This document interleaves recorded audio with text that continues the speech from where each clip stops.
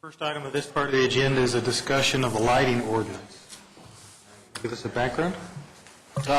Who's making this presentation? Jan? All right, Jan Dickinson, Principal Planner in the Community Development Department, will present this item to you tonight.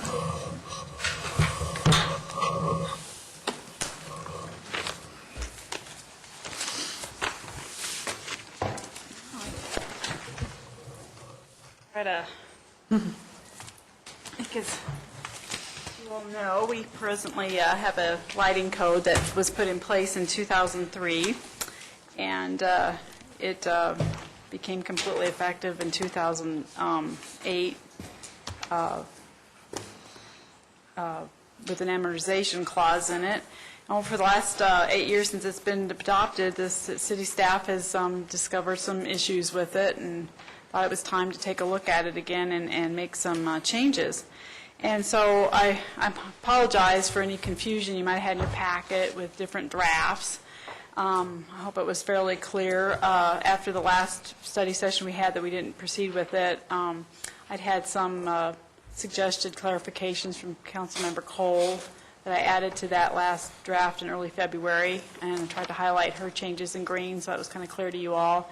Also, we'd had some discussion with our consultant again after that meeting, and the yellow highlights in that draft copy indicate some corrections and changes we made in the yellow. So I did provide you with a copy that clearly delineates those changes in color coding. Then I also provided you with a copy of that draft that's the clean copy, I like to call it, without all the strikeouts and colors. It's the draft that's before you tonight. And the packet also included a copy of our current code, which is Chapter 15 of Title 10 of the City Code. Some of the background for why we needed to look at this code again was, like I said, some of the problems we've had with it. We've had some problems interpreting it and enforcement with it. We've also got some antiquated language in there we discovered from our lighting consultant, and made some changes with terminology and some of the definitions. Some of the, just as a summary, some of the problems we've had with the code in the last several years was the lack of flexibility that it has in dealing with different conditions in the city, such as the smaller lots downtown that are small and then have their buildings sitting on the property lines. We also have had to deal with some variations in topography that our code doesn't really address very well currently. The current code doesn't really address lighting, holiday lighting, or lighting on historic buildings. It doesn't allow any accent lighting that we've had requests for from architects. We also discovered in applying it to retrofitting some existing properties on Broadway that it doesn't really address some of those safety issues with lighting. And we also found some issues with trying to enforce some of it, and the amortization period that we had in the code that basically required everyone to come in compliance by 2008 was a little problematic because we don't have enough staff to go out there and just start enforcing a code on people automatically. So as a result, we have a lot of properties not in compliance with the current code. And those that are in compliance are because they came in with new development, or they came in with a redevelopment plan that was being reviewed through a process, or they were coming in doing exterior changes on their building that involved their lighting fixtures. So, or we received complaints about them. And those are the properties that have come into compliance with it. Some of the proposed changes we have to address this is to eliminate the amortization period. With this code, if it gets approved, we are proposing to apply it the same way we've practically been applying the current code, and that is to basically apply it only to new commercial multiple family development that comes in with site plan review, and for the exterior changes on commercial multifamily properties that come in for permits to do their exterior lighting changes, and for either those types of uses and single family on a complaint basis. Our new code only will apply to single family, as I said, if we receive complaints. The other thing we were changing in this code, applicability-wise, to try to make it less hard for people, is our current code right now requires everyone to submit a photometric plan, whether they're single-family or commercial, and no matter what size they are commercial-wise. And that has created a hardship for some folks, because it is a costly endeavor. And so our proposed code exempts single-family properties from having to provide a photometric plan, and it also exempts commercial multifamily projects that are proposing less than 5,000 lumens from submitting a photometric plan. Then we've changed it to another level where any commercial or multifamily that's got more than 5,000 but less than 10,000 have to submit other information for review, but not a photometric plan. So the costly photometric plan is being applied only to those commercial multifamily projects that are going to be creating over 10,000 lumens. So we were hoping that that would accomplish the intent of our code without creating, a lot of hardship on some smaller folks.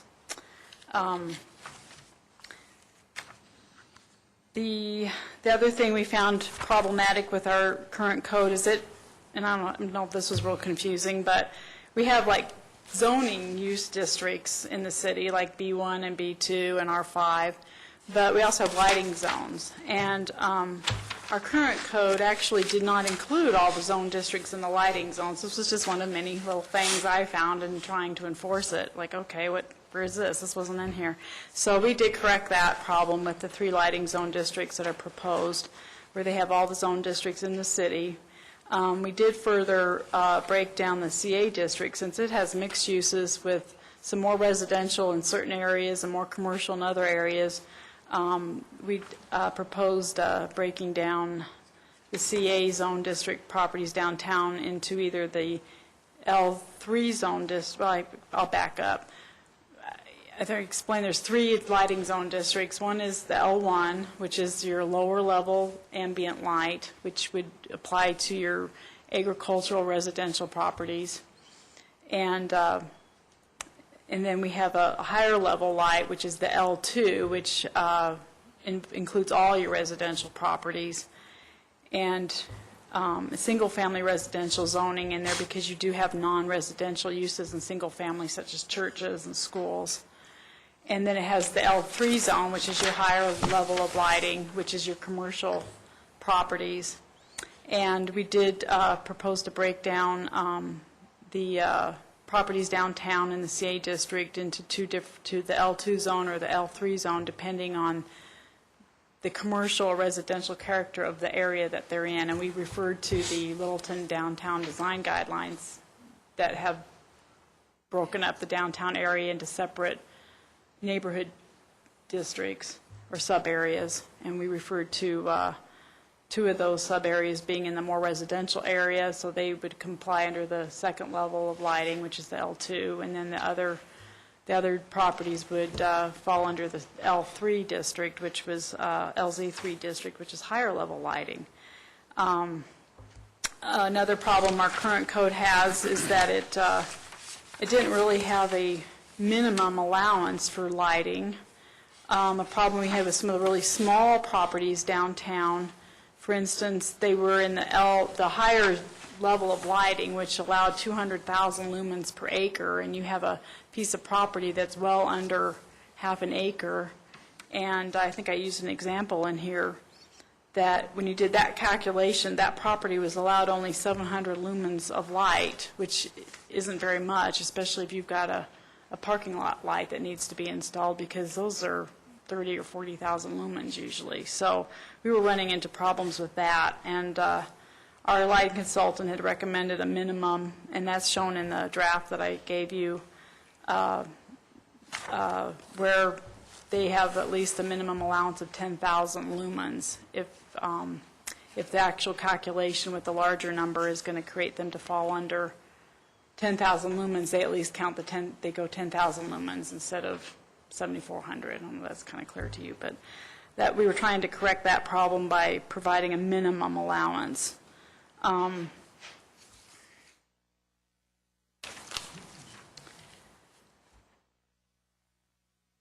Also, I apologize for this, but when I sent the code out to you on Thursday, I hadn't yet been able to connect with our lighting consultant to talk to her about one other issue that I was still concerned about, and that was, if you could just pass these around, that'd be great.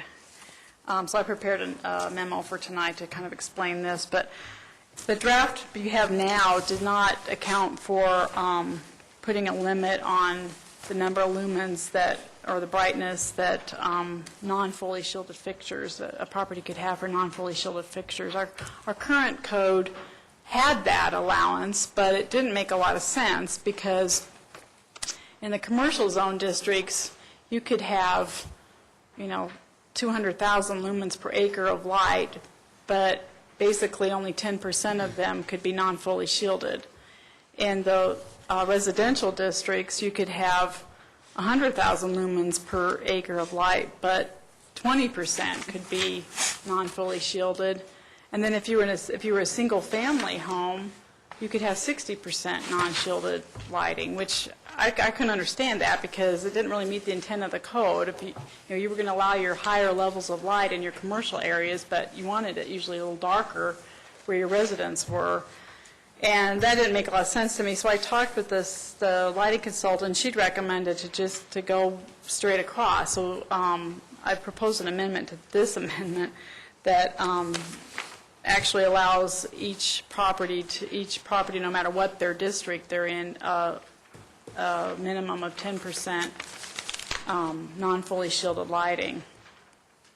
And so that's, and then I had to adjust some of the minimum allowance on the uplighting for it to coincide with that.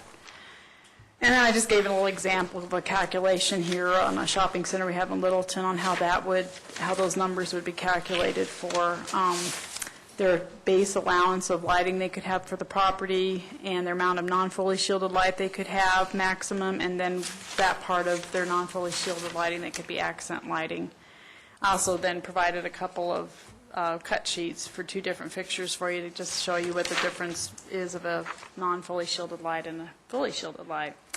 And then our code also, a new code is also proposing to address solid state light sources such as LED fixtures, which our current code doesn't address, and that's a fairly newer light source fixture that's come into play. So, and they burn brighter. So our consultant went over that with us and had recommended to have an adjustment for those light fixtures when we're doing a lumen budget for a property. Another proposal was to add lighting curfews. Our consultant recommended proposing lighting curfews in the ordinance for every property, but we felt that was a little problematic, and especially since that involved using dimmers on lights, and to retrofitting dimmers on existing lights was actually not fully studied as that's even really workable. So we decided to just put lighting curfews in the proposed code as a method of dealing with a specific problem. If we're receiving a complaint about a fixture that's producing some unusual glare, and we need to try to resolve the issue to lessen the impacts. We included a portion in the new code that addresses uniformity, which is our proposal to address safety issues that our current code does not, and that basically sets a maximum uniformity ratio of light levels distributed across a parking lot or a property, so that you basically don't have like a really super bright spot on the property like underneath a gas station canopy. Because we came across this with a particular gas station we worked with earlier, where all their lighting was under the canopy and it was really bright, but everything outside of the canopy was really, really dark. And that it doesn't provide that person pumping gas any safety, because they basically can't see the person lurking by the building in the dark if they're underneath the bright light under the canopy. And so it requires a more even distribution of light across a property so that the eyes can change and adapt, and someone can actually see someone else out in the dark a lot easier. On outdoor display areas, of course, they mostly affect the auto dealerships, and our proposed code here doesn't propose any changes from our existing code. We basically, had not received any complaints from people from our current, we have some car dealerships, and I believe a couple of them I see here right here behind me, their properties do comply with our current code, and we had not received any complaints from outside folks that they're too bright or anything, so I didn't feel like it was important to change their code. I didn't realize that they were having any issues with it as it stands either, but I did more recently receive some contact from one of the auto reps, who I think is here tonight, and he had suggested, right now our code allows a maximum of 35-foot candles in a display area as their light levels, and he had indicated that a problem with that is that the lights burn down when you first initially install them. They burn down quite a bit in that first 6 months, which basically leaves them at a much lower level than the initial light was to begin with, and I believe that might be a lot of the problem. And he suggested increasing that maximum at initial installation to 45-foot candles. That way, after the 6 months of burn down, they would be at a more acceptable level of lighting. So that was the comment I had received on Friday. So, and I'm sure they may have some other suggestions, but I'm basically looking for some direction from City Council on what you would all prefer to see with the car dealerships. Our present code right now doesn't allow uplighting at all. Like I said, we've had some development projects in the past few years that would have liked to have had some architectural uplighting on the buildings or in the landscaping, and so we're proposing an allowance of that in our new code. We didn't propose any changes to our signage lighting in the new code other than to impose a curfew for properties that have gone out of business or moved on and they still have their signs sitting out there lit every night. We've recommended a requirement that those be turned off. And then I've already explained the different levels of submittal requirements and review process that we propose, which hopefully will simplify and lessen some of the hardship for some of the properties and business owners and small and homeowners out there. And our current code is it's very inflexible as far as allowing any kind of special review for certain issues or even variances. Basically, if you read the variance criteria under our current code, you basically can't get a variance. Most of the things people needed variances from, you can't get from our current code, and we just found that inflexibility to be really problematic, especially when it came to retrofitting the existing developed properties to meet the code. So our new code proposes an administrative process to deal with special review and variances. And then I just kind of cleaned up the definitions from the present code, which eliminated a lot of terms that weren't even actually used within the code but were in the definition section, and also added some definitions that were pertinent to this proposed code, and then more recently just added some new definitions that were more up to date with the National Model Lighting Ordinance. So anyway, I'd be happy to try to answer some questions. I'd just like to make one comment that I'm not a lighting expert by any means. I probably know more about lighting now than I ever wanted to know. We had to rely on our consultant for her technical advice on levels and number of lumens per this use or that use, and I can try to answer questions that you may have about process or about a good portion of the code or the problems we've had with it, but please don't ask me why 100,000 lumens for this or that, because I honestly, I don't know. Questions for Jen? Jen, I got a... Sorry. Well, one of the things that you have in here has to do with prohibitions and things like laser light shows or searchlights or things like that. And I guess my opinion is that having some mechanism by which that could be granted depending upon the circumstances involved and for a limited amount of time. I don't see a problem with having that as part of our allowable in the city. Okay. And since this has only been enforced on properties that have not been a site development plan or new construction, help me go through some of the properties that don't comply. Courtesy Ford, for instance, would go. That doesn't comply. What about the Office Depot on Broadway or the other side of the street? No, they probably don't comply, but I will say that anything that's in South Park, they have, since the beginning of South Park, they have their own covenants out there, and their group that enforces those, and they have some amount of lighting requirements in those. And so they've historically had probably more, they probably have installed and used fixtures that are more compliant than others. And I know that back in, I wasn't the one that worked on the lighting code back in 2003, but the other planner that's no longer with us did.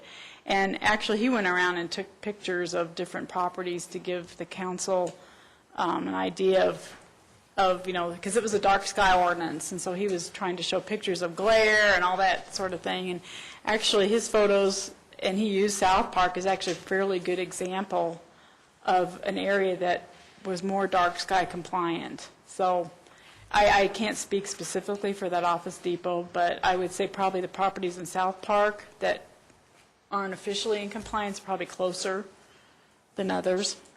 So South Fellowship up on the east side of Broadway. I know the Hyundai probably is. I don't think they messed with their lighting on the rest of the site. Yeah, they might not be in compliance because they didn't go through any formal process with us other than the Hyundai dealership. I know that they're not compliant. I was there the other day with my car and I noticed that, yeah.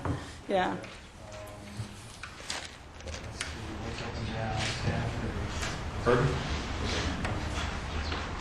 It's Aspen Grove. Aspen Grove is more so. Actually, they are, because we had gotten, after they were developed, we actually received complaints from the people that lived on Jackass Hill. And our planner at the time, Kevin, he actually worked with the shopping center manager at that time to do a bunch of modifications to their lighting. And they did them, and it made a huge difference. In fact, they were happy with it because it made a huge difference in their Xcel Energy bill over the last few years. So, How about the RTD light rail station at downtown? Probably not. I mean, I'm saying no because I have not seen a lighting plan. They didn't come in and do a lighting plan with us after that ordinance was approved. All right, any other questions for Jan? Bruce? Well, I guess just maybe context. Going back to '03, what precipitated this from that council's and staff's discussions, and what do other cities do in this arena? Well, my recollection from back then, I think the council, and I don't know if it was all council members or not, but were interested in a dark sky ordinance. And so... Meaning no glare? Well, minimize, reduce very glare? minimize, reduced glare, basically no light in the sky. You know, they were dealing with light pollution and that sort of thing. And I remember we did that on the whole McStain thing when we were looking at that Aspen Grove. But is this something that's fairly common now, I guess, among other municipalities? Or well, I did a little bit of research. I mean, there's some cities that have nothing. There are some cities that have something. I mean, there's some cities that are working towards something like what I proposed here or more. I know, like, for instance, Centennial, I was checking around because I was trying to get some feel for basically, what some of the car dealerships and some of the different jurisdictions are dealing with. And Centennial has at the present, has a fairly minimal code. It's maybe 4 pages long. But they're also right now in the process of changing that. And they were actually using the city of Littleton in their staff report as an example of... Councilman Stallings asking yeah. a good question. I mean, I guess if we were to do a Google search of dark sky ordinances, maybe I don't know that we've done a count of what's happening across the country. As Jan said, I think Flagstaff, Arizona, and some of the mountain I think that's kind of where our code came from. started talking about it, and I think, I would guess maybe in the western part of the U.S., maybe there's been more interest in western cities. I don't know about the East Coast. We haven't really done a survey, of it, like from the National League of Cities. But I think it did start in, some of the cities, the whole sort of dark sky movement they started to see the satellite images of the Earth starting to kind of look like a big light bulb and, stuff like that. So there was kind of an awareness. And so some council members were very interested in that. And as Jan said, the research we did at the time, we kind of used, I think it was the Flagstaff, Arizona yeah. ordinance. But I don't know that we could give you a real comprehensive overview of, nationally if it's being rolled out or not. I guess my reaction to all of this with that information is, I think there's a balance at some level between, well, it strikes me a little bit, I'm having Vietnam flashbacks to the sewer plant and the EPA discussions. Basically, we can mandate a bunch of stuff that causes people to spend a lot of money to come into compliance with some strict regulations, or hypothetically, we can say over time we'd like to see you move in a direction that reduces light pollution. But the other thing, I guess, I was sort of thought was an impetus for this whole exercise was to try to figure out how to allow the car dealerships to brighten their lots, specifically, because that was one piece of feedback we did get from that breakfast meeting, if not previously. So I guess just a comment is I would have a concern on that issue just generally, that instead of allowing them to potentially increase illumination, we're sort of telling gas stations they need to decrease. And then the other element of this from my own perspective is, I think on the ones where there is sort of high volume illumination with a residential trespass, if you will, specifically the dealerships on Broadway, between Littleton and Cayley, or Littleton and Arapahoe. That I could see where you'd want to do more shielded straight down. But I'm scuffling with the magnitude of the technical attributes of this thing in terms of how many lumens are allowed for a specific application. And it sort of struck me that a lot of what we were doing, most of the commercial applications outside of the downtown CA, didn't strike me that, other than Broadway, that there was an awful lot of mixed use issues, which I think do require some finesse. So I'm not. It's hard for me to conceptualize what the implication of all this is, and if people are going to have to actually then come in and figure out how many lumens they have. It's like you said, we're not really enforcing it overtly unless they come on the plan anyway. Well, yeah, we've been, when they come in with new development that requires a site plan review, or any kind of redevelopment that requires a site plan review. Yeah. Then, so a lot of the newly developed properties, Right. Multi-dealership, they've had to go through that exercise and put those plans together and install. Go ahead. I'm sorry. I think it's interesting that Flagstaff was the model for this, because having gone to school in Flagstaff, there's an observatory outside of town. And Flagstaff is not quite in the middle, but it is in the world's largest ponderosa pine forest with basically no suburbs. So you've got a college town of, I don't know what the size is now, that's surrounded by forest with an observatory next, fairly close by. And frankly, light was an issue when I was going to school back in the dark ages. Which is an interesting contrast to us, which is a suburb in the middle of a metropolitan area of 2 million people. Well, the 2003 council wanted it, Yep. and we did the best we could. And so it's got some And staff hair has on found it, it to be a and little we too struggle dark. with it. And as Jan said, I think some other cities around the metro area are trying to deal with it, but whatever specificity or philosophy or direction you can give us, the staff will greatly appreciate it. And I just point out that prior to that code, from when the day I came to work here, the only way light was dealt with in our zoning code was by complaint and noxious glare. Right. And it was very hard to More measure of that. a, more of a it was nuisance subjective. complaint Yeah. basis, yeah. Oh, Jan, I know that the proposal has some lighting zone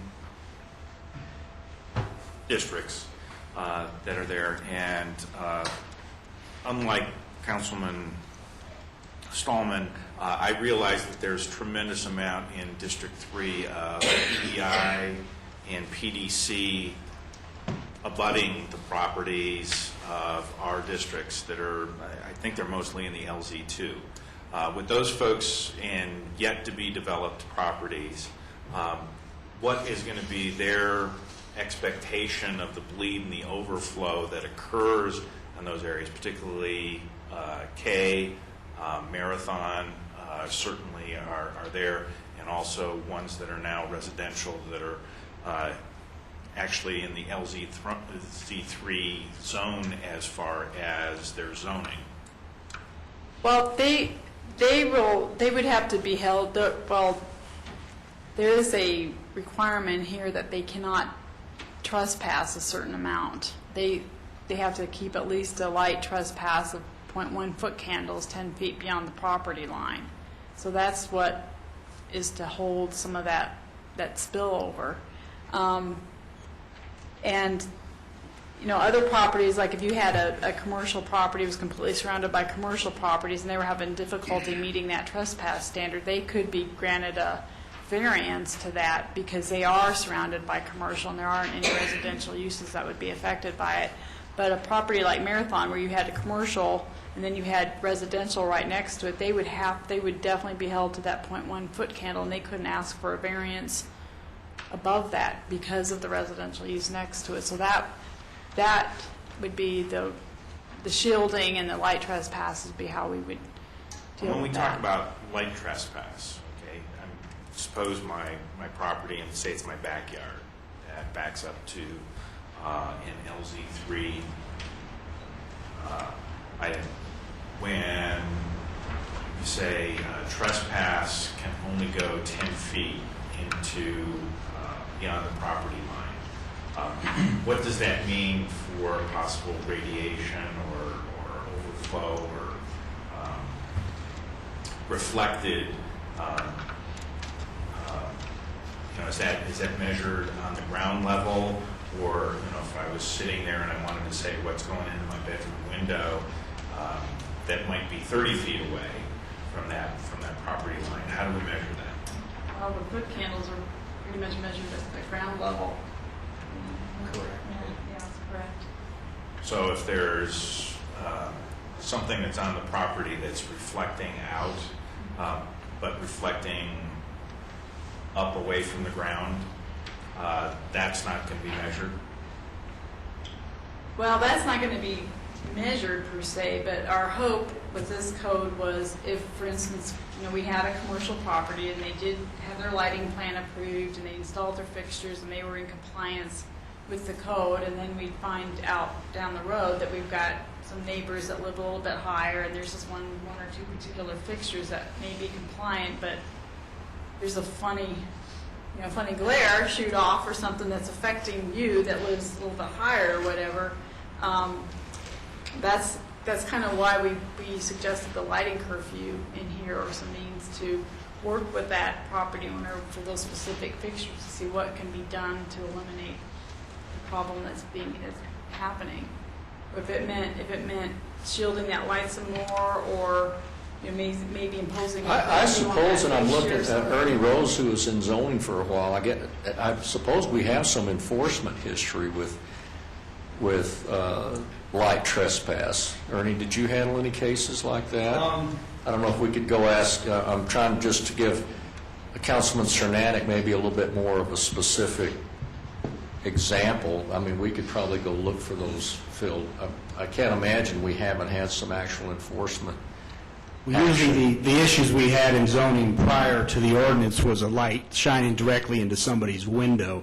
So it wasn't at a 10-foot pass. Okay, so it was more of a direct nuisance where Exactly. if you had to go to citation for a municipal judge and the person shows up and says, the light's shining right in my window. Exactly. And you could say, yeah, we went out there and we saw it. Okay, so it wasn't this distance metric measurement that we incorporated in 2002, am I right?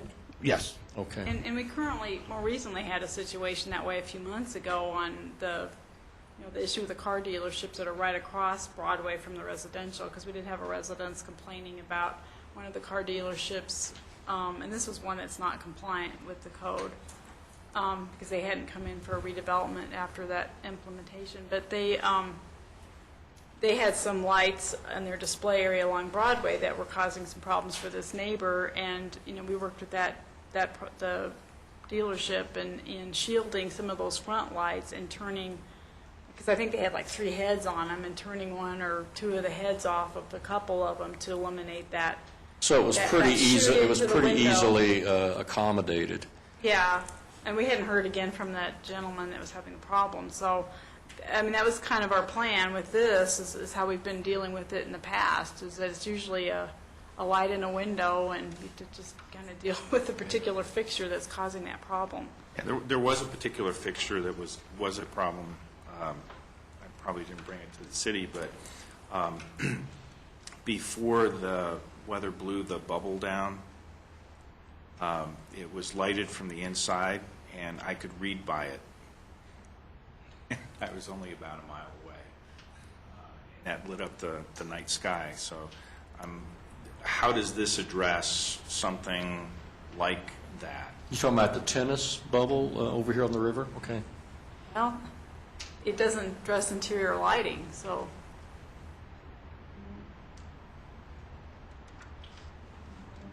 Bruce? There was another one like that, I remember a few years ago, the South Tower over there, across from Bradley House, had one of these, literally a big floodlight that was shining in a bunch of windows. And I'm not sure if that ever got, I think that came up as a problem that needed to be addressed. So, I mean, something like that, I think, is exactly spot on in terms of. Well, that would be controlled with this type of Yes, code. but it also was generating complaints. Oh, yeah. Yeah. So if it doesn't address something like interior lighting, if I have a big glass front, I've got a bunch of light that leads from interior lighting, that's not addressed here? No, because it deals with exterior lighting. Council, if you're all right, I'd like to ask Terry Minnick to come up and describe the issues, because he's got a dealership that just went through a renovation. He's complying with the lighting ordinance. This came to our attention a while back. I think on a council breakfast that we had with the elevators. Are you all right? Terry, you want to come up? Sure.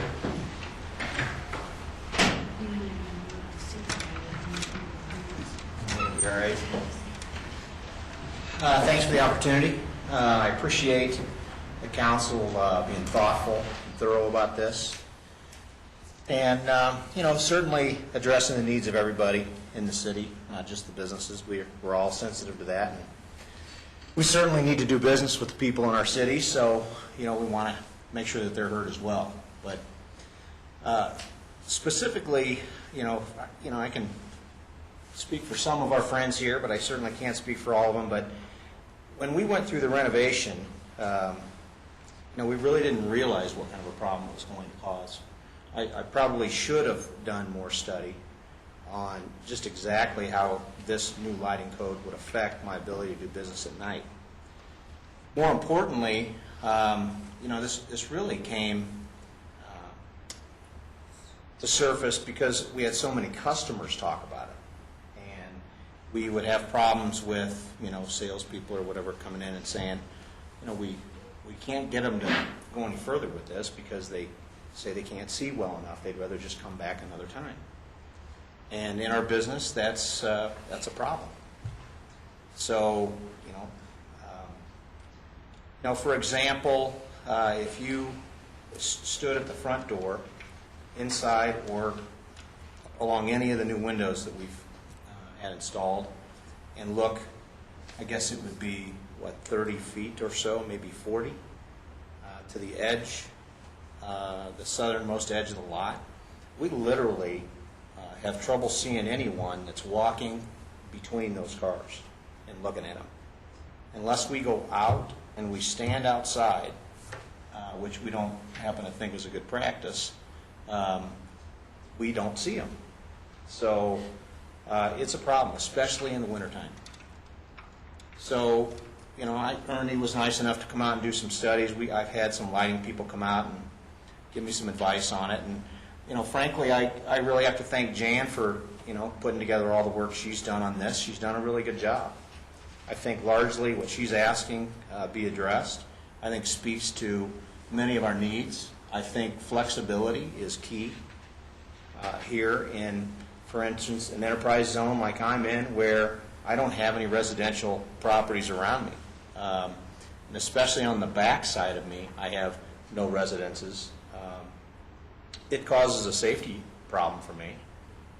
You can get in pretty easily to the back of the property and do damage. And I heard South Platte Park over there, I don't think that they have the same needs, nor should they have the same requirements, because those buildings are not set up to have millions and millions of dollars worth of property or inventory sitting outside that need to be protected and displayed.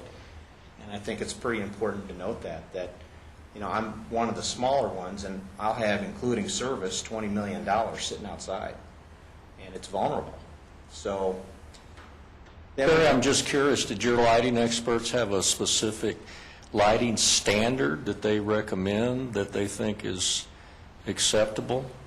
I will tell you, and hopefully this speaks to the fairness, I'd like to project, that the lighting standards that Mercedes-Benz wanted me to adhere to were intrusive, to say the least. Mm-hmm. They were obnoxious. They simply, I felt they were irresponsible. So, thankfully the city was able to help me, and I saved money because of it, but they were able to help me, fend them off. So is there a common ground there? I mean, the challenge on the staff side, on the regulatory side, is what's the metric? What do we say is acceptable and fair and reasonable? Because somebody like Jan or somebody here has to do the photometric, and some electrical engineer has to tab it all up and say, this works and everybody can see and you won't have any theft or break-ins, and it won't be intrusive, as you said, maybe like the manufacturer was trying to force down your throat. I mean, have you asked some of your lighting experts if there's a suggestion, a specific measurement that you'd ask for the council to consider? Some of the things that I'm hearing make a lot of sense in that, at the risk of making some of my friends upset with me, if you have residences across the street, obviously there needs to be some kind of shielding to prevent spillage over onto their property so that it doesn't reflect directly into the windows of their picture window or whatever you want to say, but still gives them the lighting that we need to be able to show our product, to be safe.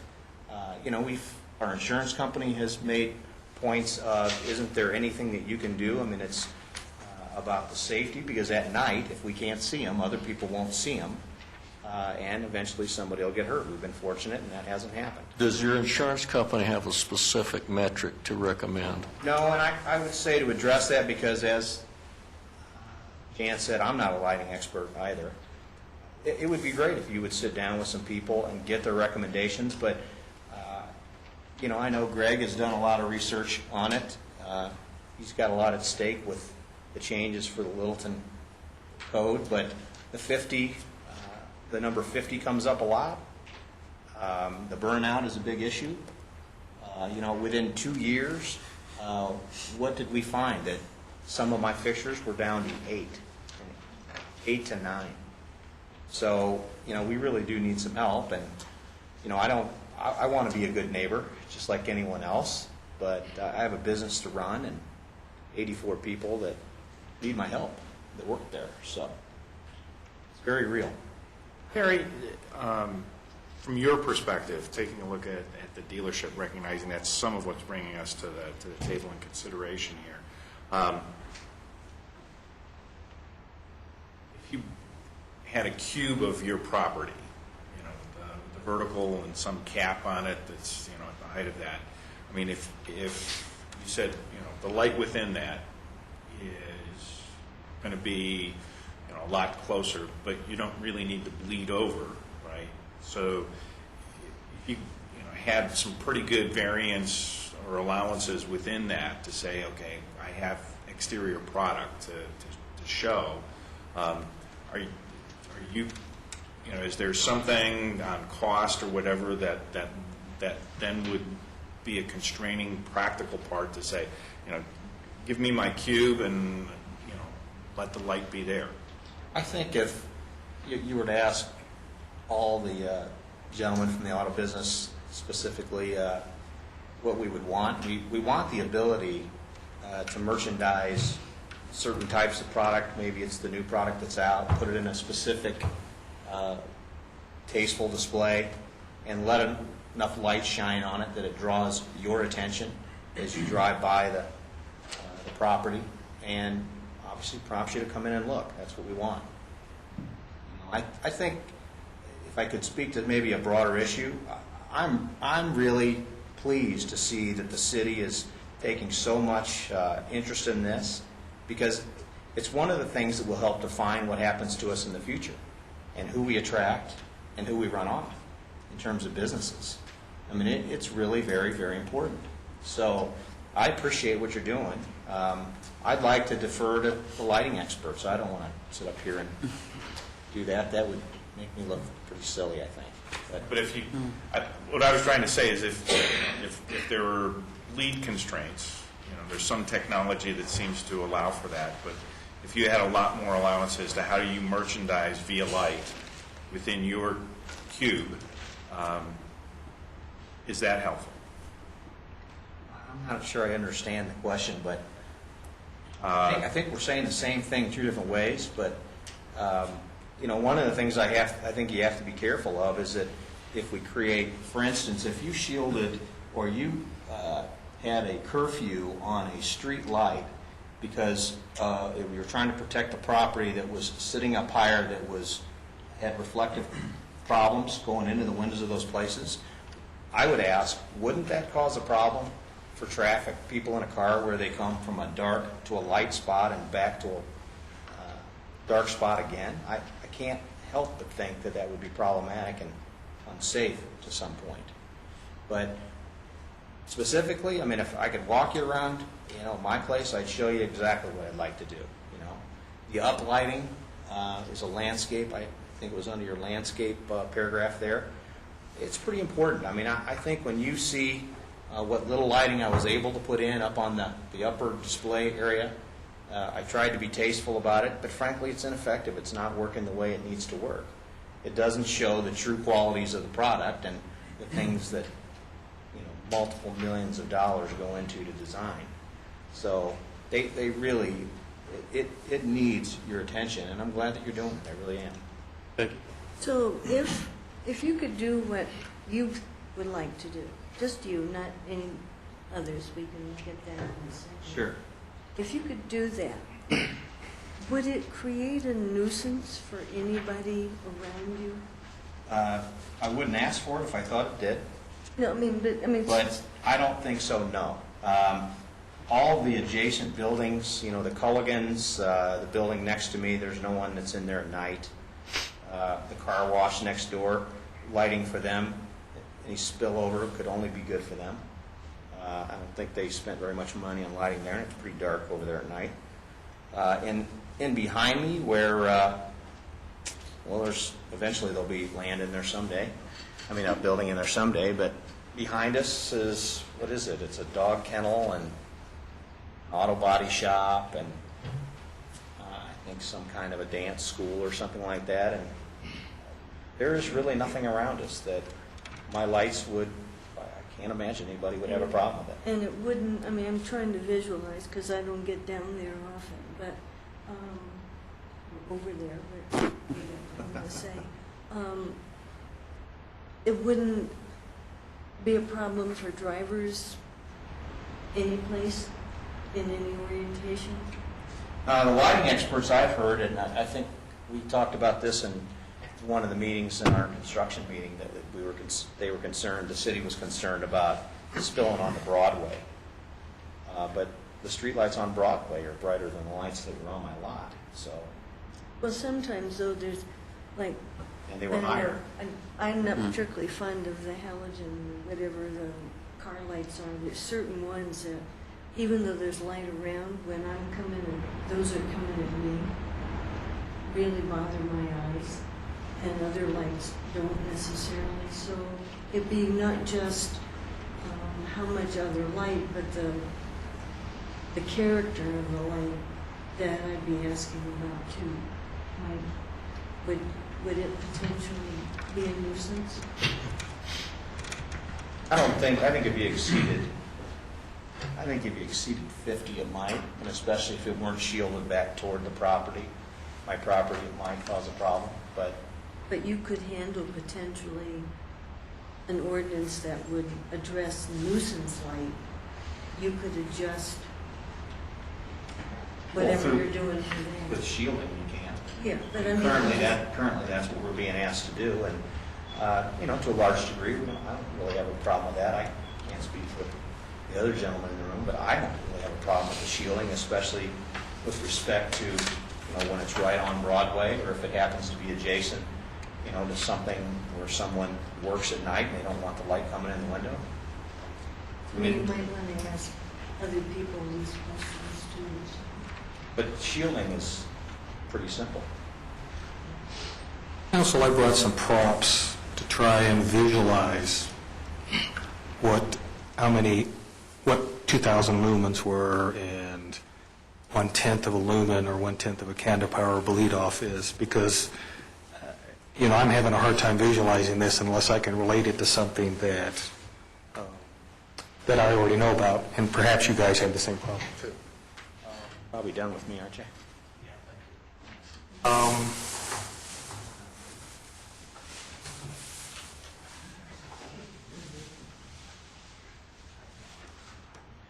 First prop is a nightlight, and this comes in 4-watt and 7-watt bulbs.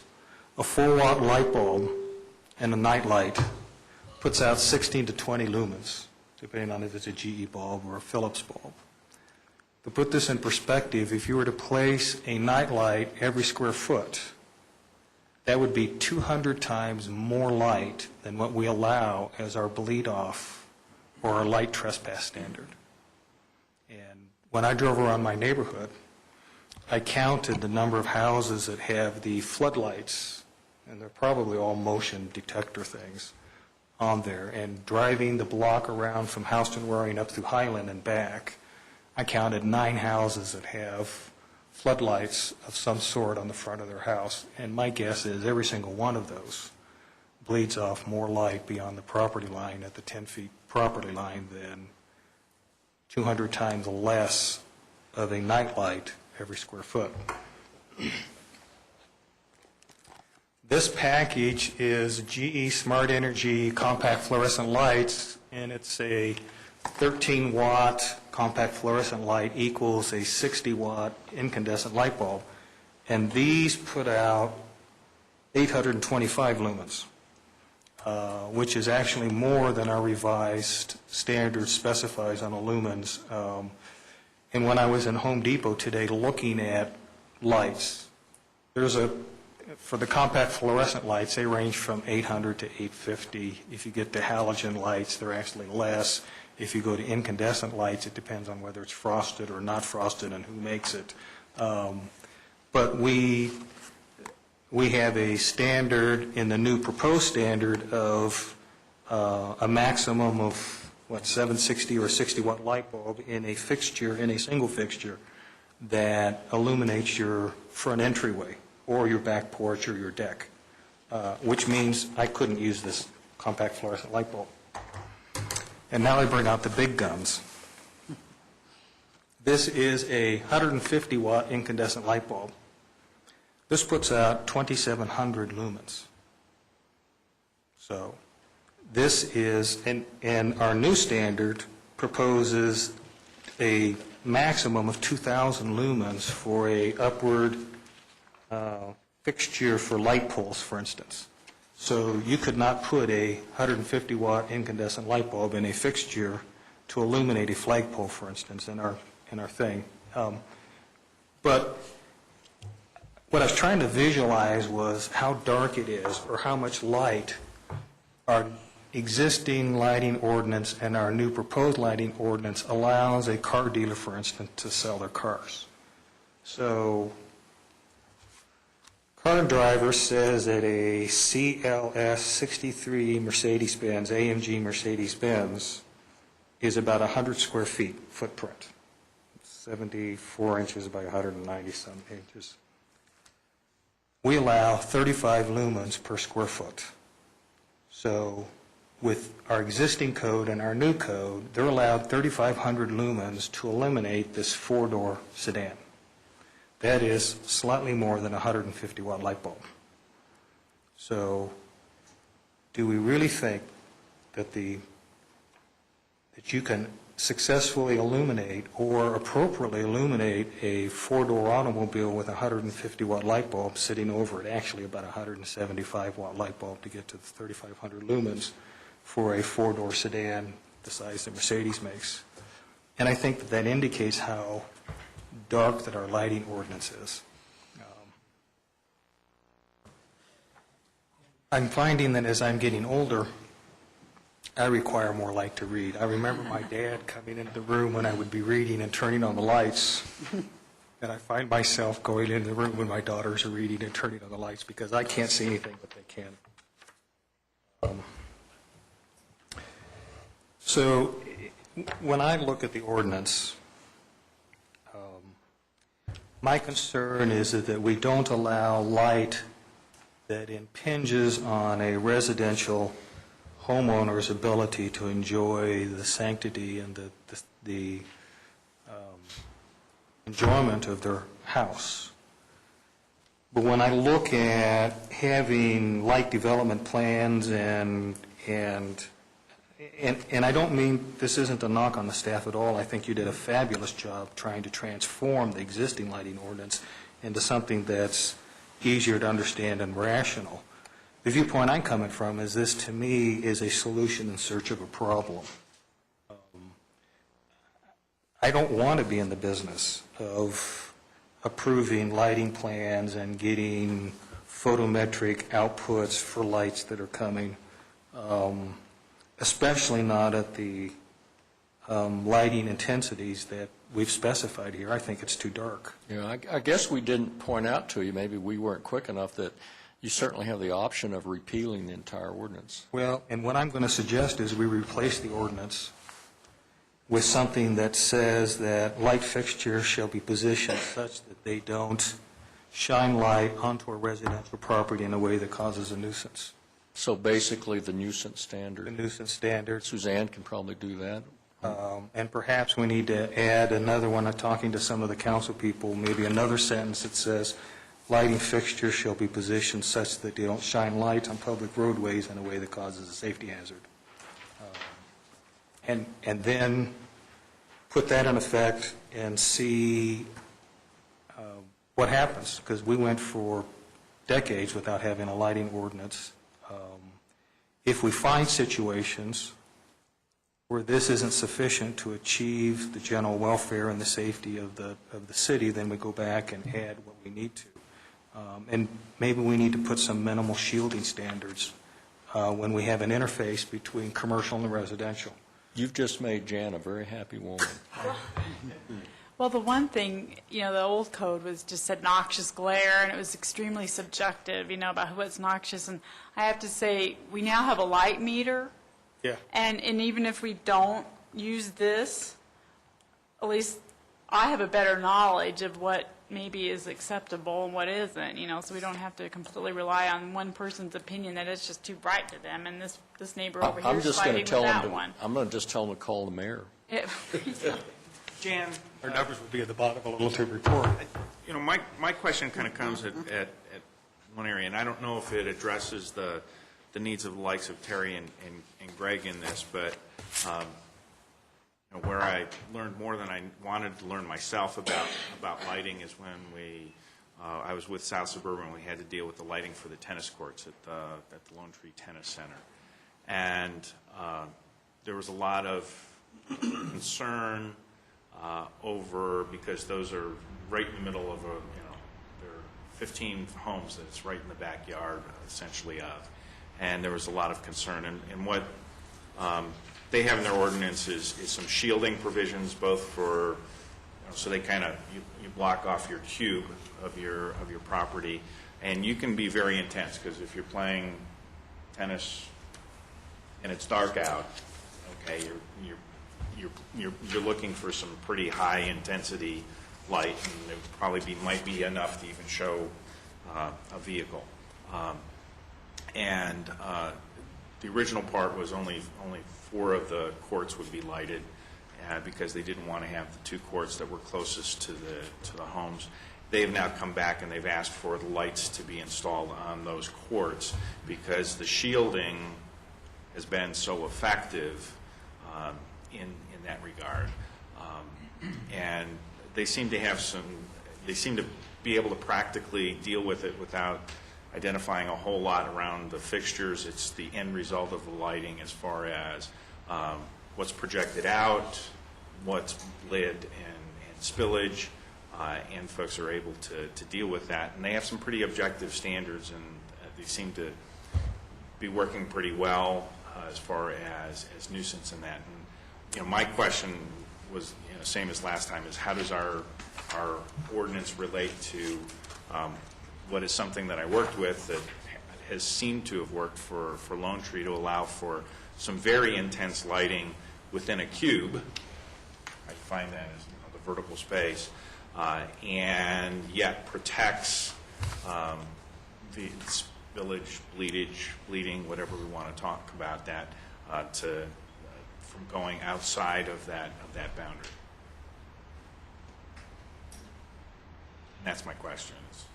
I think we have, if council directs us, and the mayor has a specific direction he wants to go, but if council directs us to that, I think we'd need some assistance from the city attorney. You're looking at some sort of regulatory standard, enforcement practice. I think, again, maybe we'd go back and look at some of the cases where we've actually, I don't know that I want to kind of prompt the code enforcement team, Phil, and see if we've dealt with something similar to that. As Ernie kind of just gave the little anecdotal of, typically it's somebody calls us up and says, hey, my neighbor's light is shining in my window, and we go over there and say, yeah, we can see it, so do something about it. But I think we need to prompt the whole enforcement team and see if we can give you a more comprehensive answer to your question.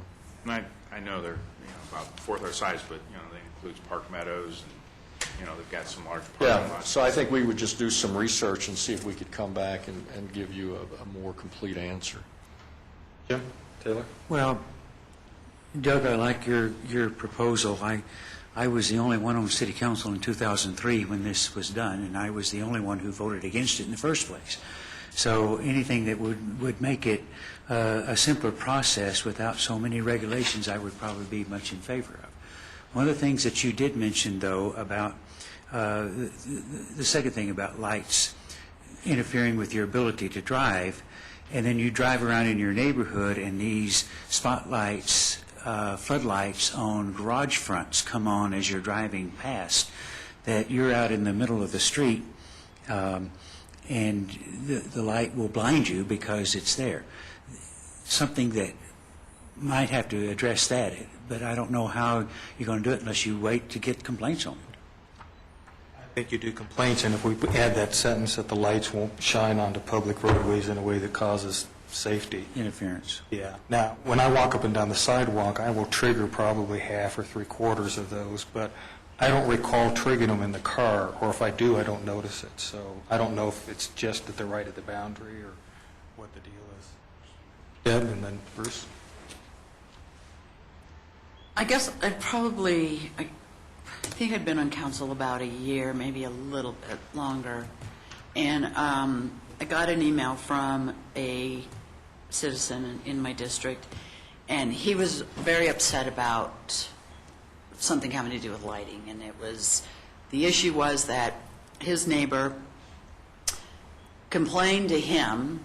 The neighbor complained to the gentleman who called me because the gentleman who called me's porch light was affecting this neighbor's bedroom. And so the city went out and they talked to this gentleman, and he immediately corrected the problem. The problem was over. And he didn't have a problem with that. What he had the problem with is that he now had gotten a notice from the city. And he felt as though somewhere on his record there was a hand slap from the city. Dennis, I think you remember our friend. And he said, when we were dealing with this, the real issue really became, can't you guys just destroy that document that said that you were ever out here? And I don't know what the underlying issues of that were, but at the end of the day, what he said was all my neighbor had to do was come and ask me. And I think that for the most part, a lot of neighbors can do that with each other and do that with each other, and then they're like, oh my God, I'm sorry, I didn't know that was happening. Thank you for telling me. On the occasion that is not possible, we do have a staff that can go out there, and that's part of their job to take care of it. The less paperwork that is involved with it, the less, oh my God, LZs and W, yeah. The less intimidating it is to the community, because at the end of the day, nobody is trying to illuminate anybody else's property. The only reason lights become an issue is when the sun goes down and it becomes dark, and lighting is, its primary function at that point is safety. And if you've got a car dealer where not only are his employees at risk, but his customers are at risk, but his inventory is at risk, then we're not doing something right in our code. There's something, these rules are not working. So, it goes back to the KISS principle on this. Just keep it simple, stupid. The easier this is, the easier it's going to be to enforce, the easier it is for citizens to understand. And obviously it seems like we haven't had a problem with it until we had it. So I totally agree with Doug. I think, boy, the smaller this can be, the better it'll be. Bruce? Yeah, I am of a like mind. I think this, definitely to a certain extent, less is more, although I would maybe ask for a caveat, and only by virtue of the fact that the original intent on this thing, vis-a-vis the whole dark skies issue, I think does have merit. I think especially when you get over to stuff like the open space and the parks and the South Platte Park and so forth and so on, there's some legitimate issues in terms of mitigating or minimizing the amount of light intrusion in those areas. I guess as you are considering how to craft this thing to make it reasonably robust without, getting overly precise necessarily, I'd like to ask for some dispensation in terms of what can we do to try to maybe address some of the original intent of that whole dark skies issue, just, as a reasonable balance point. I don't want to over-rotate one way or the other. But I think it's an important enough issue that we should give some consideration to it, although I don't know what that looks like.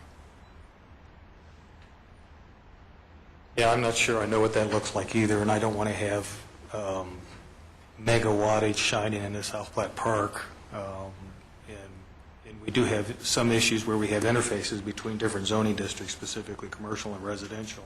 Yeah. Perhaps we will need to come back and put something in to address some of those specific issues.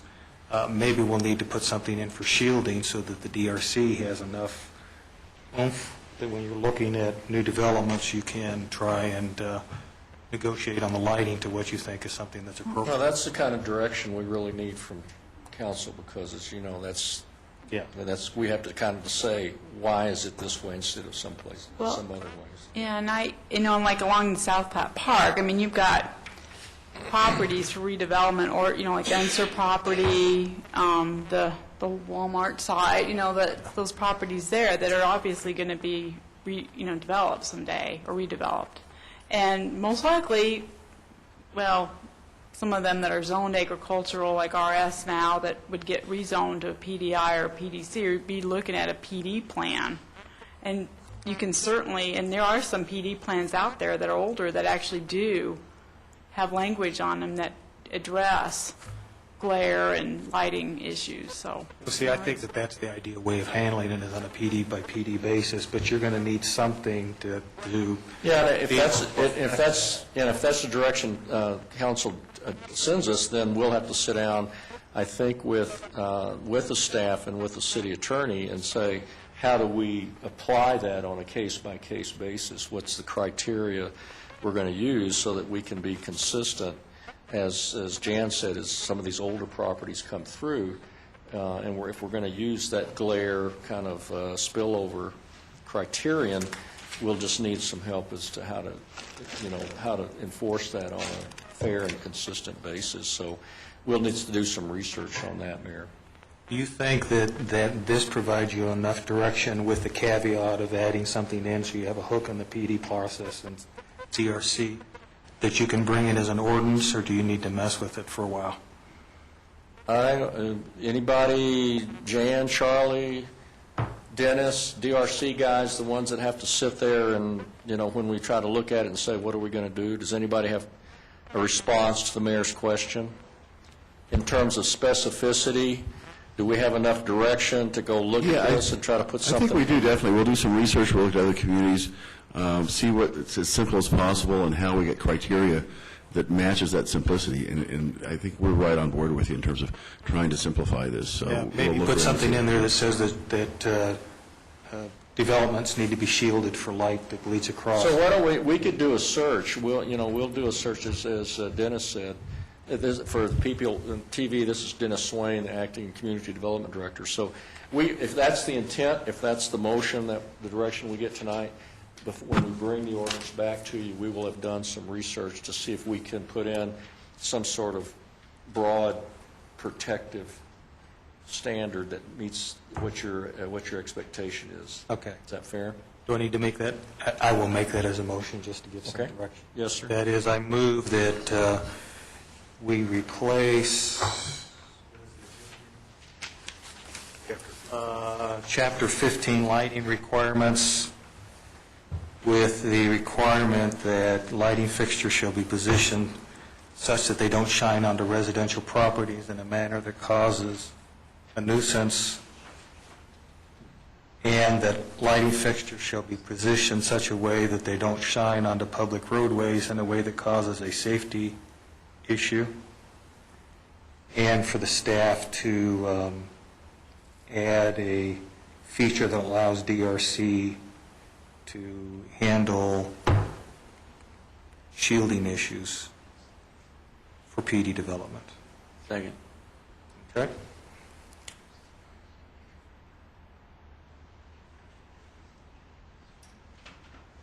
Discussion? Council ready to vote? All in favor, raise your hands. That's opposed? Okay. So it's 6-1 with Phil voting against and the rest of the council voting in favor. Thank you all very much. And Jan, I want to echo that this was an amazing effort. Hang on a second, she's chatting with Councilwoman Bring. Jan, the mayor's trying to give you a compliment, so just listen up. We're taking our existing code and trying to rationalize it and make it good. This was a monumental effort. Thank you. You did a Thank great you. job. It was nauseating that I did.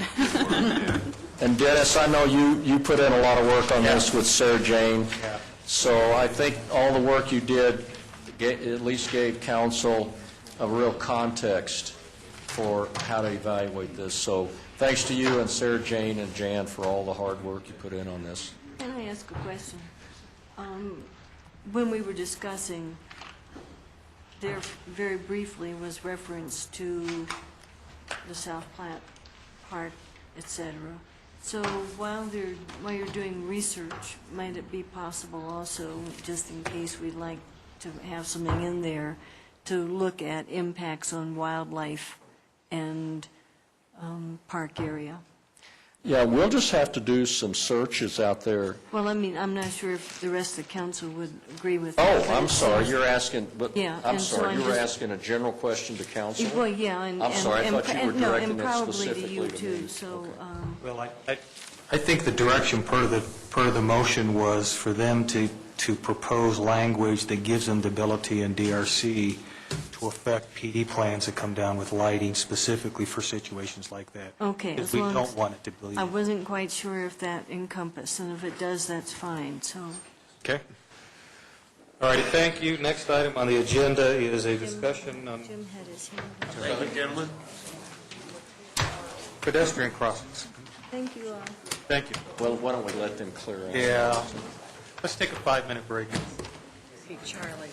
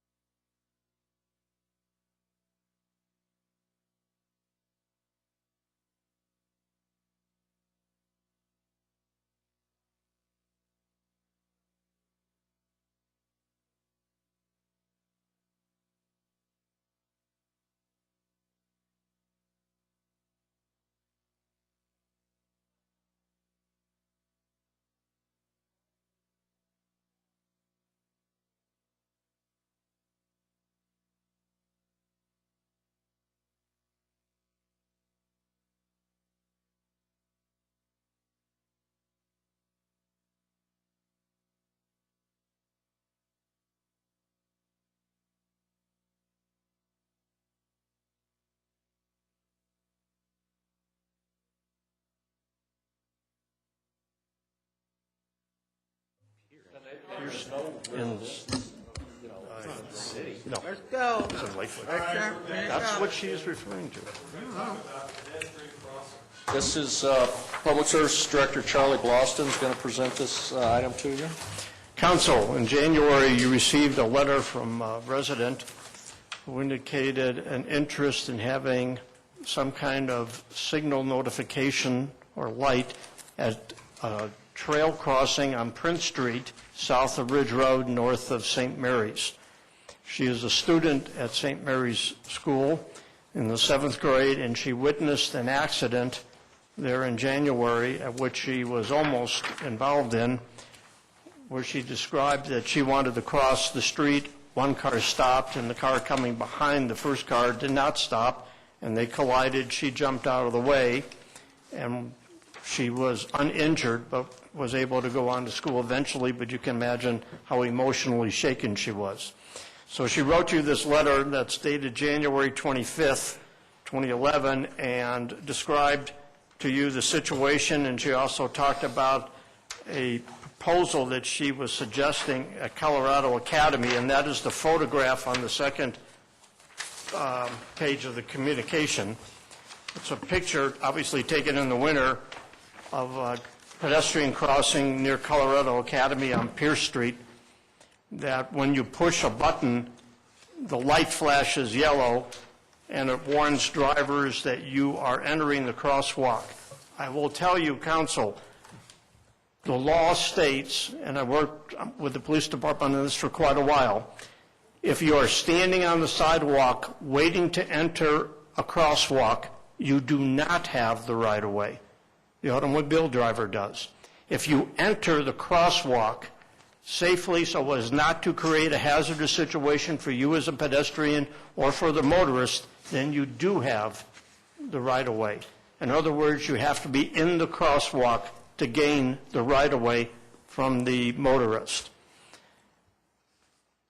What is being suggested is a light similar to what you see here. This is an old-fashioned one, built probably at least 10 or 12 years ago, and it is not available on the market to buy like this. We would have to buy the parts and build it ourselves.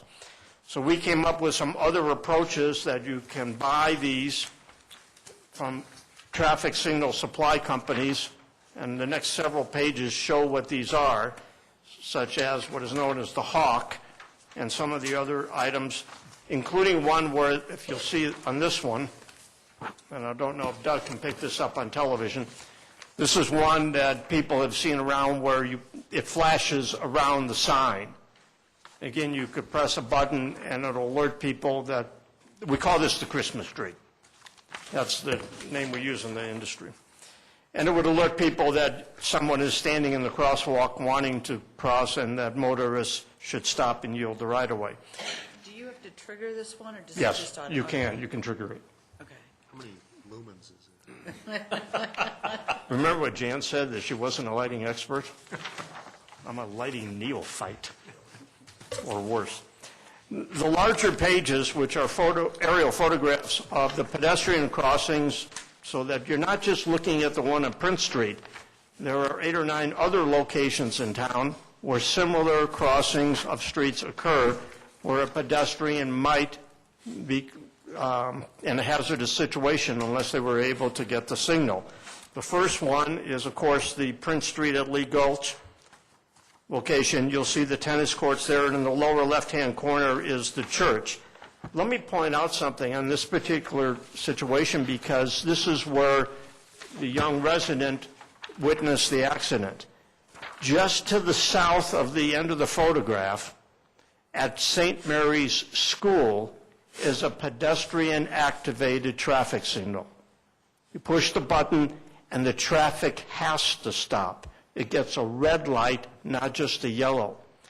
So if this resident, in crossing the street, wanted to be more safe or safer, they would walk south past that first street, which is Briarwood Avenue, about another 100 feet to another street, and press a pedestrian push button light there and get a red light for traffic, which would be the safest way to get to the school.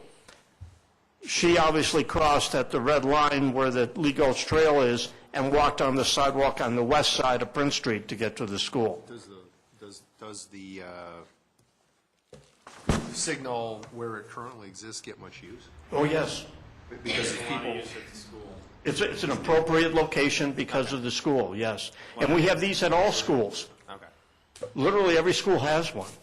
So if you look at on Laddie Street at Damon Runyon School, the same signal exists. So we have these in various places so that they're applicable to the schools. And then in the summertime, school playgrounds do attract the young residents, and they use that signal again to get to playgrounds if they wish to. The trail crossing, which is to the north of the school crossing, is uncontrolled at this point, other than the motorist should stop for pedestrians within the crosswalk. The next one is at the intersection of Lee Gulch and Windermere Street. And Charlie, you might want to note, I think at all of these, there is a pedestrian crosswalk sign. Yes, At each one of these, so even though there's not a light, there is actually a sign. that's correct. And there is a marked crosswalk. Turning the page, you have Lee Gulch and Laddie Street. And then Lee Gulch and Mineral Avenue, obviously this carries the most traffic. There's over almost 17,000 cars a day traveling on this particular section of Mineral Avenue. And you can see that the crossing actually isn't in line with the trail, but is nearby. And you have a safety island in the middle of the street, so you're actually only crossing two one-way streets. And it gives you adequate time to look for a gap in traffic. Crossing a one-way street as pedestrian is a lot easier, maybe not safer all the time, but a lot easier than crossing a two-way street. You only have to look in one direction. On the next page, you have the Highline Canal at Euclid Avenue. This is to the west of Broadway, just to the east of Euclid Middle School. To the right of that, you have the Highline Canal at Fremont Avenue. Again, we get quite a bit of traffic here because of the high school. Turning the page again, Little's Creek at Prince Street. This gets a lot of traffic, cross pedestrian traffic. This is right at the RTD, Park and Ride, just south of Alamo Avenue, between Alamo and Church. The one next to it is Prince Street at Lake Avenue. This would be the location of a proposed city ditch trail crossing, if we ever pursue that enough so that I can make that happen. And on the last one, the Highline Canal at Prince Street. This is at the top of Jackass Hill Road. That big open area in the upper left-hand corner is Jackass Hill Park. And of course, there's a pedestrian crossing there at the top of Jackass Hill. Living very near to this location, I can tell you, you have to watch that carefully because people coming up Jackass Hill, they're approaching you as a blind corner there. And it's very difficult to see pedestrians crossing at that location. And as we have encouraged pedestrians, when you enter a crosswalk, you also have to look at the motorist and see if they are slowing and they recognize you in the crosswalk. The flashing light that the young resident has suggested and that we have shown in these drawings that are attached would alert motorists more than just the normal visual position to say there is a pedestrian within the crosswalk or wanting to cross. It would not, none of these that we are proposing would provide a red light. All they do is provide a yellow light. Council, that may be more than you want to hear. I will also tell you some of these installations, depending on what signal we would select if we do, are extremely expensive. And realizing you have about 9 locations to do this, the cost could be pretty high. There are also ones that are less expensive. The first photograph of the one over at Keller Academy, for example, we could buy the parts and build that ourselves and use a solar energy to activate it. We could probably do this between $3,000 and $4,000, but it would take our time to build this. We'd have to do it ourselves. Bruce? I guess I'm from the standpoint of high grading these things. If we were going to try to put a couple of these out just to test them, it sort of strikes me that the St. Mary's Lee Gulch site there is got some interesting attributes for this by virtue of the fact that there's a fair amount of traffic on that street. And I think the topography is you're coming down a hill from both lakes. And I think that crosswalk there is sort of at the bottom of a couple of, there's a hill on either end. Yeah, Lee Gulch is the bottom of the hill. Yeah, exactly. I think Windermere, for example, is not at the bottom of a hill. And I also don't think there's anywhere near as much traffic. And I guess I'd say the same thing. Actually, it is at the bottom of the hill, but the traffic volume is about 1/3 of what it is in Prince. All right. Elady's sort of is probably the less traffic. Mineral, I think, is relatively flat. Euclid, trying to visualize. Oh, I know where that's at. Yeah, that's sort of in the middle of a hill. That's going, the hill's at the bottom. The bottom of the hill is the school. Yeah, you're closer to the top. Yeah, exactly. So you've got some visibility there. Fremont's in the middle. Little's Creek and Prince, I think, is relatively flat. And I guess you could argue a fair amount of traffic for sure, but, and Lake, well, there's nothing there yet. Not yet, that was Yeah, and the same thing on Jackass and Prince. I mean, I hear what you're saying. People come up the hill, but it's still the top of the hill. So I guess my sense would be the first location she had the problem in is maybe a premium location because of the topography, because of the traffic volume. Let me give you some numbers, and if you want to write these underneath the pictures, it would help. The traffic volume, and this is two-way, 24-hour traffic, is measured during the week when school is in session.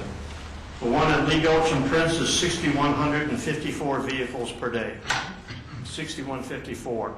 Lee Gulch of Windermere, 2760. Wait a minute, easy. Okay. 6,154. Vehicles a day, huh? Okay. The next one is 2,763. 2,763. On Laddie Street, 2,976. Interesting that there's more traffic on Laddie than Windermere. Lee Gulch at East Mineral, 16,900.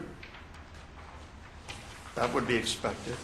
Highline Canal at Euclid, 1777.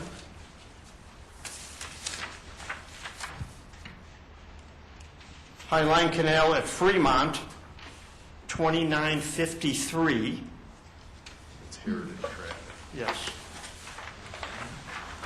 Lee Gulch at Prince, 10,155.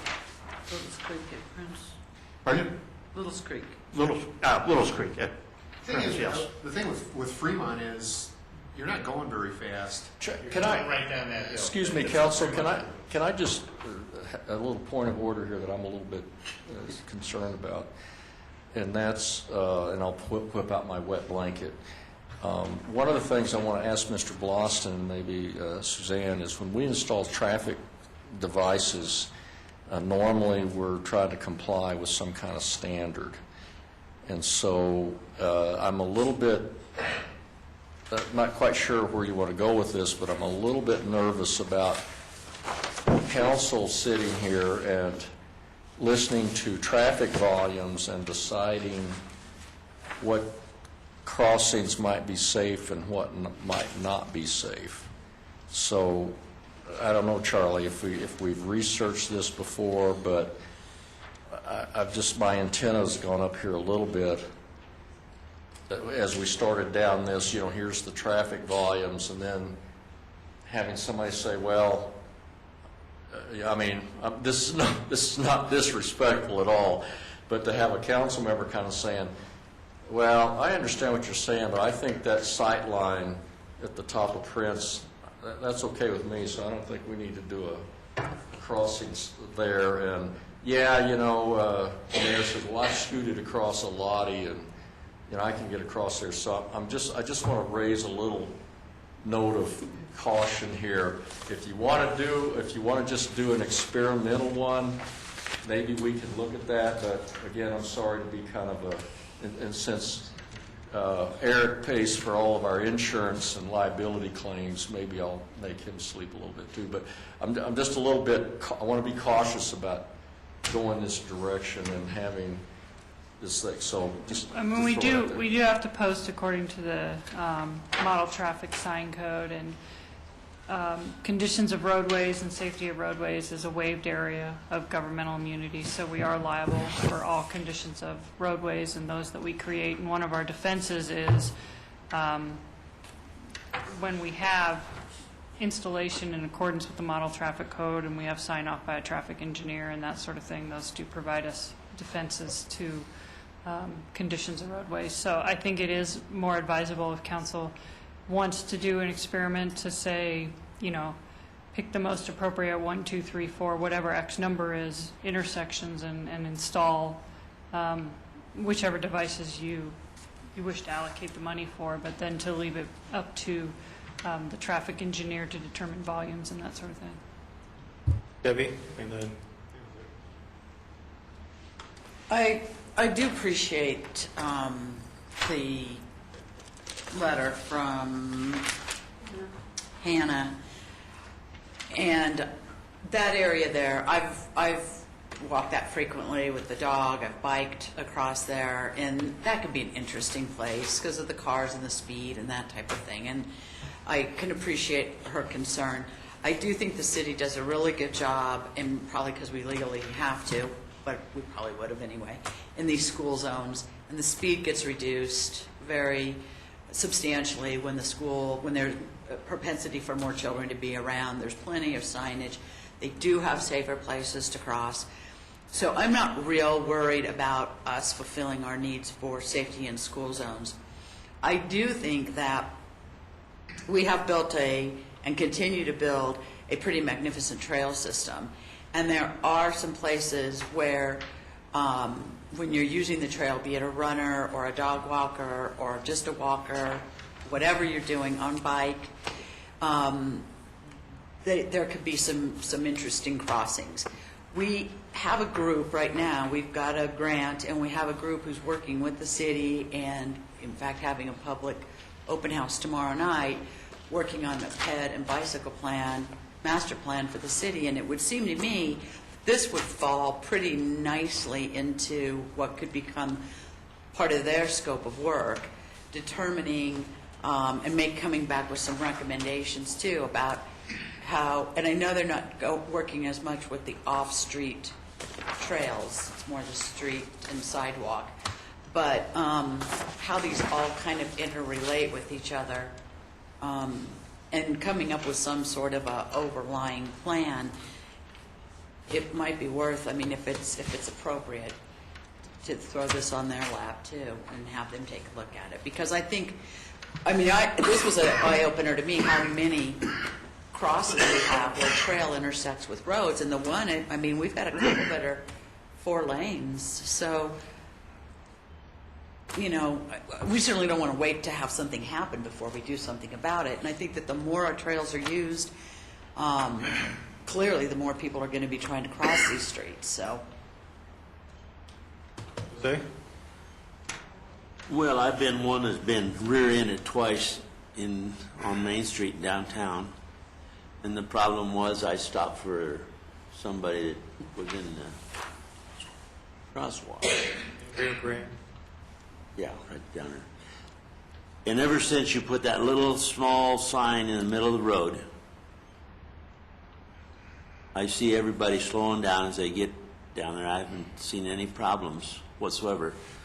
I think if you had just tried that little sign right in the center of the road, sometimes people don't see those signs. They're especially old people that are driving along. They don't realize that there's a crosswalk there.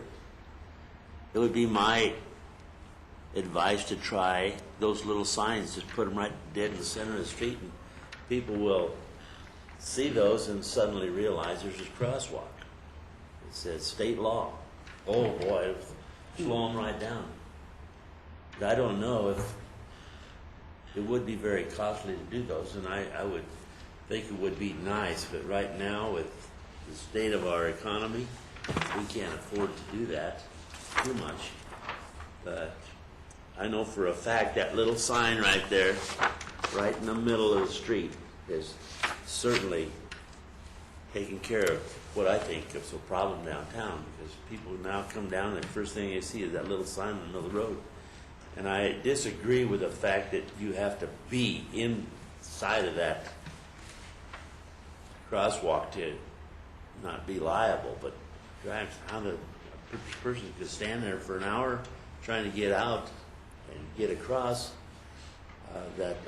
My perception of a crosswalk is that sign says "Stop for pedestrians." And that's what it says. So I certainly would try one of those here and there, see if people would stop. I'm quite sure they would. Jim?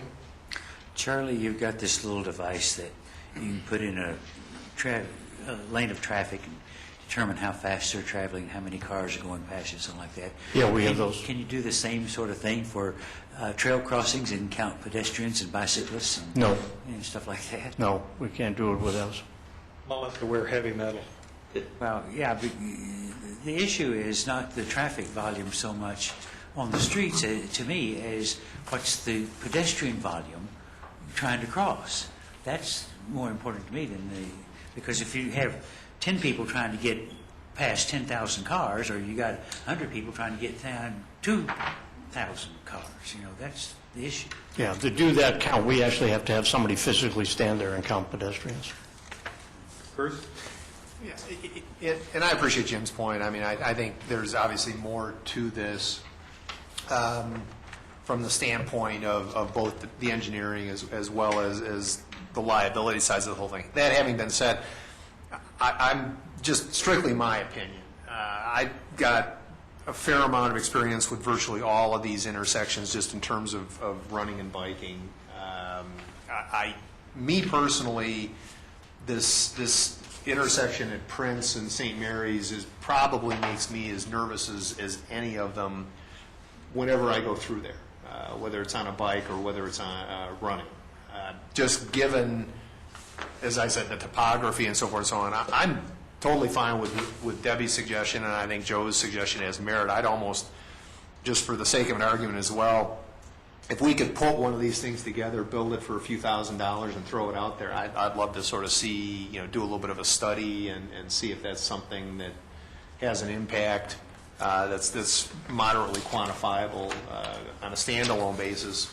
Because I don't think there's a lot of downside to it. I mean, it's not a lot of money, and I think from a public safety, I truly believe there's a ton of people using these trails. That one in particular, because it's the cutover from a lot of neighborhoods to get to the South Platte. You either do that or you do Little's Creek, and I think more people are probably closer to this one than they are to Little's Creek anyway. So to me, it's almost a bottleneck issue. I mean, I think you always see people running around over there going back and forth and cutting across that street. My 2 cents. Peggy? I'm curious, in response to Jose's question, about putting one of the ones in the middle of the street. Do you have Those are $250 each. They do get hit. Because you have, I think you said there are 2 right now in the city, unless you slipped in. Oh, no, we got several. 4. We have one on Main, one on Church. We used to have 2. We took one out. The ACC asked for 2. I said, we'll put them there until they're hit 3 times, and then I take it away. And one of them was hit 3 times. We have one over by the YMCA on Dry Creek Court, between the YMCA and their parking lot. Mineral Station. Yes, we have 2 of them on Platte River Parkway between the 2 parking lots for RTD. So that's 1, 2, 3, 4, 5 that I can count in the city right now. When you and I had talked about them before, you said they were somewhat experimental because you wanted to see how they would work with the snow plows. I learned my lesson about saying experimental. There's nothing more permanent than an experimental situation. And that is the perfect case. Try to remove those, and it would become very unpopular. I think they work. The ones in... I think the one on Main Street, Church as well, and especially RTD, I think they work. Well, I think people recognize them, as Jose has described, and it alerts drivers without having to look to the side of the road to see the trail crossing sign. Yeah. I think you're absolutely right. There's no question, it's the cheaper alternative because they're $250 each. But for a sign, that's quite expensive. And we have to bolt them into the pavement. The snowplows just go around them. Well, the one on Church, somebody totally ignored when I was almost in the middle of the street and the person came whizzing west on Church. When they were near me, when I started across, ignored that one. But on the other side of the compliance, last Friday when I walked over from downtown to City Center at the one on Main Street, I stood 3 feet back because I didn't want the traffic in the morning to slam on the brakes and rear end anybody. I was standing 3 feet back, and the traffic started coming down the hill, and it stopped for me because that's where I was there. I mean, they've been, most of them, if they're familiar with it, they are watching both sides of that street, at least in the morning. And, so as we have these, I think people will pay attention. The one at near St. Mary's, I think, would be valuable there in spite of the red light that's further south. Because on Sundays, or when there are church events, but on Sundays, that's pretty darn exciting to try to cross there when people are racing to get to church or racing to leave the church. So I think it would help to have something there. How we want to do it, whether we give it to the committee to the working group to look at or not. But I'd be more in favor of, personally, of putting something in the middle of the road where we've been getting some experience with them. And because I don't think people notice them so much on the side of the road. I'm willing to give this to the Bike Path Committee and let them see what they come back with. I have to say that I regularly cross 5 crossings on the Highline and Lee Gulch Trail every day. And in previous years, I've crossed another 3 or 4 of these regularly on a daily basis. And When you were younger? when I was younger, yes. And I just clarify. And I could go further, yes. And frankly, my experience has been, it kind of goes in waves on which ones you have problems with. And there was a period of time when the most difficult crossing for me was actually Windermere, south of Rangeview, where the Highline Canal crosses. And I realize there's not a whole bunch of traffic there, but there was a period of time when those people just would not stop. But that Probably recognized you. maybe that was it. Maybe now that I'm older, they recognize me and they stop. But that problem, They were accelerating when that was really bad for about a year and a half, and then that's pretty much gone away. Actually, the intersection that scares me the most is the top of Jackass Hill. And my experience has been it's actually people coming in both directions. It's actually people going southbound on Prince that can see you and choose not to stop. And then you got people coming northbound on Prince. But the reality is, almost every one of these intersections, the vast majority of people that are driving through there know the intersection is there, especially the one at St. Mary's. I mean, I go up and down that street all the time. Everybody knows that intersection is there. You can see people waiting to cross from both northbound traffic and southbound traffic, because as you're coming over the hill, you have a pretty good view of that in either direction. And what happens is people either aren't paying attention and they don't recognize that somebody is there, or they recognize that somebody is there and they wait until the last minute to make the decision on whether to stop. Which is what happened on Hannah's Which is situation. exactly what happened. The lady behind that person didn't think they were going to stop. And frankly, that's what happens at the top of Jackass Hill, too, is people will see you, and it's like all of a sudden, oh, there's a person there. Should I stop? Should I go? So I think before I'd be willing to prioritize this, I think what we really need to know is what are the actual auto pedestrian accidents that happen at these intersections. Because the traffic counts are interesting, but what I'd really be interested in is how many actual collisions do we have between cars and people. Well, they're just two cars if somebody stops and somebody rear ends them. Well, if that ends up being a concern, but I'm more, that doesn't concern me as much as automobile pedestrian accidents. I mean, if somebody's not paying attention and they rear end somebody that's stopped at an intersection, I feel sorry for the guy in front. I don't feel so sorry for the guy in the rear. So you're looking for pedestrian automobile accidents that occur in the vicinity of these crosswalks rather than pedestrian accidents that might occur elsewhere away from these? Well, actually, I suspect that we have some other pedestrian crossings that aren't trail-related. Yes. That are significant, and the ones where they cross on the light, from the light rail at Mineral, to get to that auxiliary parking lot, that's a zoo. And that may be a worse problem, but I'm going to suggest that we give this to whatever that group is. We have a consultant doing the pedestrian bicycle master plan, of which Debbie referred to the open house public meeting tomorrow night, and we can give this information to them and see what they suggest as a part of the plan. Let's see what they suggest, and then when we get back their suggestion, then go back and look at if council's okay with this, go back and look at the pedestrian auto accidents.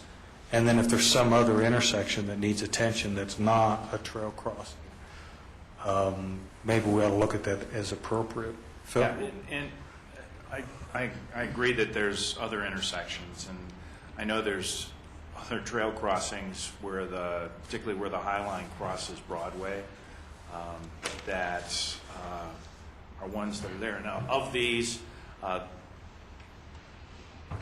think all but one of them, the signs in the middle of the road might be very, very helpful.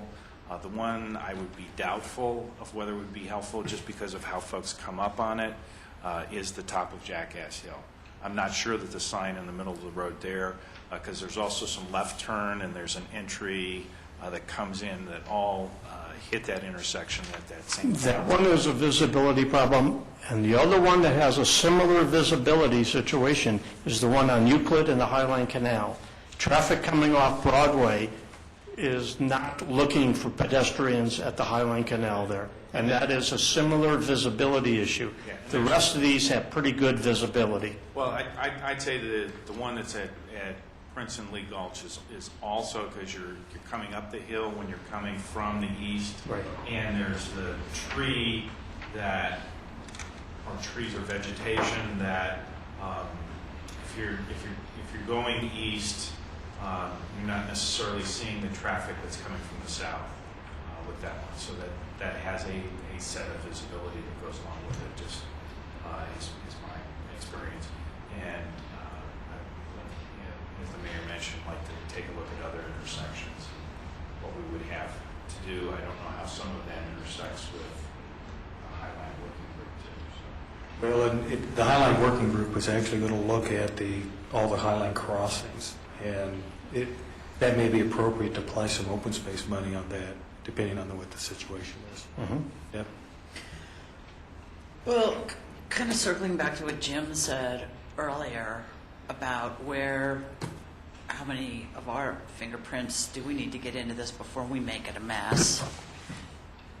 I mean, if there's some unsafe intersections, these guys do the research, then there's code and there's law and there's municipal traffic code and everything else that are going to mandate what they need to do with those.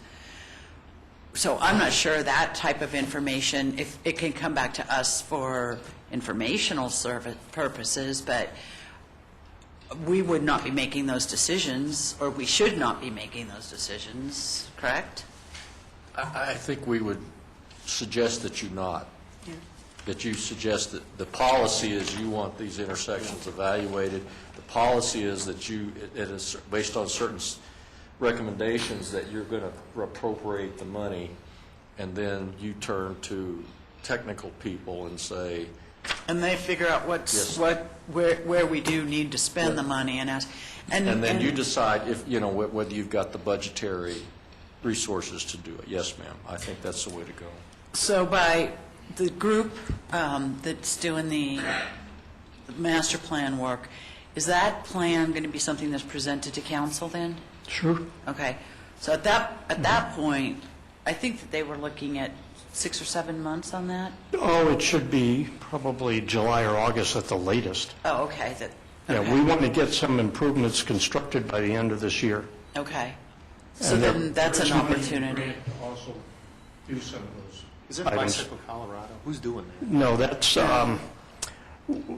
it's funded through the Tri-County Health Program. We don't have any money into it.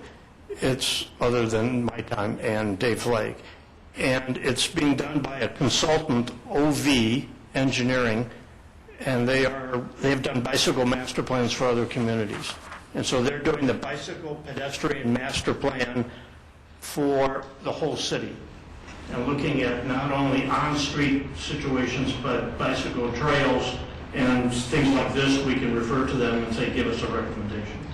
The other thing that has happened and hopefully will finish happening is, and council, I think we had it at a council meeting, and it was Keith Gardner from Centennial who started the process and then brought Bruce and I into it to work with, through Bicycle Colorado, to get the Safe Routes to School program grant to initiate that with the Littleton Public Schools. And Centennial was with us on that because they obviously have some of our schools. There's 2 tiers of funding. We are number 1 on the second tier, and that's pending some money being let loose. I spoke to someone over there, it was last week, and they felt that there would be no issue with that being, and I think it's like $47,000. So that would play into this too, because a lot of these are in school areas, and they're transportation routes that these kids would use. So we've kind of got some stuff layering up that would, I think, work together well if we let it. Okay, so we're going to give this to the bike group. I'm sorry, Jose? If you remember, what's triggered all of this is this young lady by the name of Hannah Keeley. And of course, all the information's there. And I thought it was pretty nice that we had a youngster that would write us a letter as nice as she did. And I don't think that she wants to wait forever to have something taken care of up there. But like I say, if we put one of those small ones in the middle of the street, it's like putting a big boulder there. People will go by it, and they see it, and they'll get used to it. And I think it would be beneficial to us to at least try that, and it's not going to hurt anything. But I think if people see that, and they'll immediately slow down. It's almost like a caution light. Maybe you want to make that as a motion.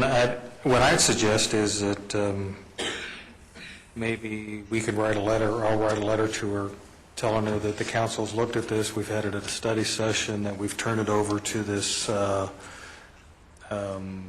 group that's going to meet, that's involved with also this money from the... Doug, I did call her home this afternoon and left a message that she was welcome to come to the meeting tonight, and if she didn't want to, she could watch it on Channel 8. Okay. So maybe a possibility of watching on TV. Okay.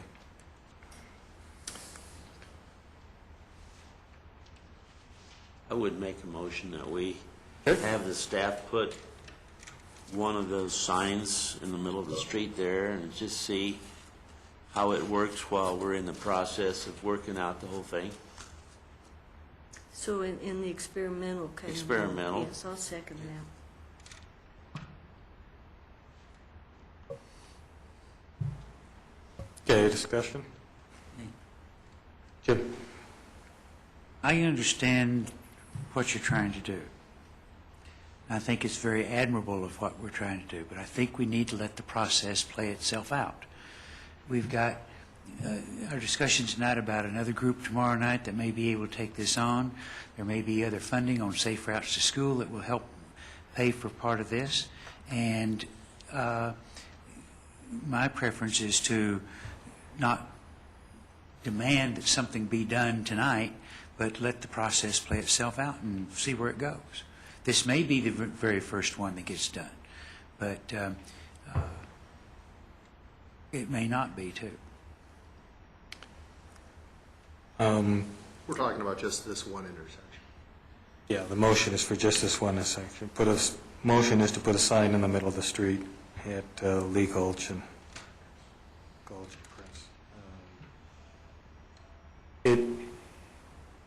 I have to say that at this point in time, I agree with Jim Woods, is sitting here with no accident data and nothing else but the pictures in front of us. I'm not sure that this is the one that's appropriate for us to do, and I'm not sure that we want to, as a general rule, start to intervene into traffic things. I know I've made one or two exceptions in the past and been slapped out on it. I'm thinking of my right turn lane on Mineral onto Prince.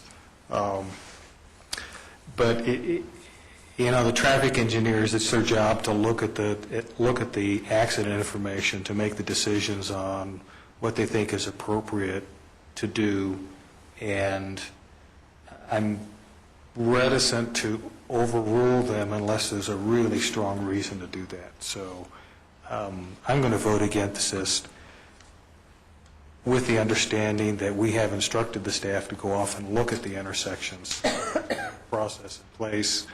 We may end up putting something down there to take care of it, but I'd rather not meddle, especially without having any more information than what we have, which is a series of pictures of trail crossings in some of the locations of the city. So further discussion? Comment. Deb? I appreciate what Jose is saying, and in particular about Hannah and her letter. And I think that I was seriously impressed by her letter, because I thought to make that much effort and to spend as much time as she did, and that wasn't a first draft, was impressive. And it was very important to her, and what happened there was very frightening to her. And she's looking out for the safety on a larger scale, and I think that's, I wish she was here tonight, because I think it's letters like that get us thinking about this, that gets Charlie bringing us 9 different examples, that gets us saying, well, we've got some other entities and some other things going on, and can we layer these on top? And I think at the end of the day, we'll come up with a better solution than we thought. And I think that we do have, as opposed to the lighting, we do have a problem in search of a solution. We just don't know how big it is, and we don't know a lot of the specifics and details. So I'm going to vote against Jose's tonight, but not only because I think that we do have to let that process take its place, and I do just want to say that the vote is actually for Hannah, and letting her, or having her give us this, the impetus to take this to another level. Because I don't know that we would have if we hadn't gotten that letter. So, Okay, any other discussion? Peggy? So I am going to vote for it, because I certainly have used that crosswalk a good bit and seen lots of excitement on my own there. But also, I do see this as experimental. And Charlie's already indicated he himself has experimented with some places, taken things out, either because they had too many close calls or actual calls with cars. So I see this as a good way to help us gain more information and to get the pedestrian bike committee more information on all this too. So. Okay, we ready for the vote? All in favor of putting a sign in the middle of the street on Prince where Lee Gulch crosses Prince, raise your hands. It's Jose, Peggy, and Bruce. Opposed? Everybody else? So it fails on a 4-3. Next item is... Thank you, Charlie. Yeah, thank you, Charlie. Appreciate all the research. I like the aerials, Charlie. All right, next, Eric Von Savage to try to talk about some dates and looking at calendars to solicit your selection for an executive search firm for your city manager search. So, Eric, I'll turn it over to you. Okay, so what I'm handing out right now is hopefully an outline that will help speed up this conversation. Why is it Eric is always Being last last tonight? for the third consecutive time, I might need the outline as well.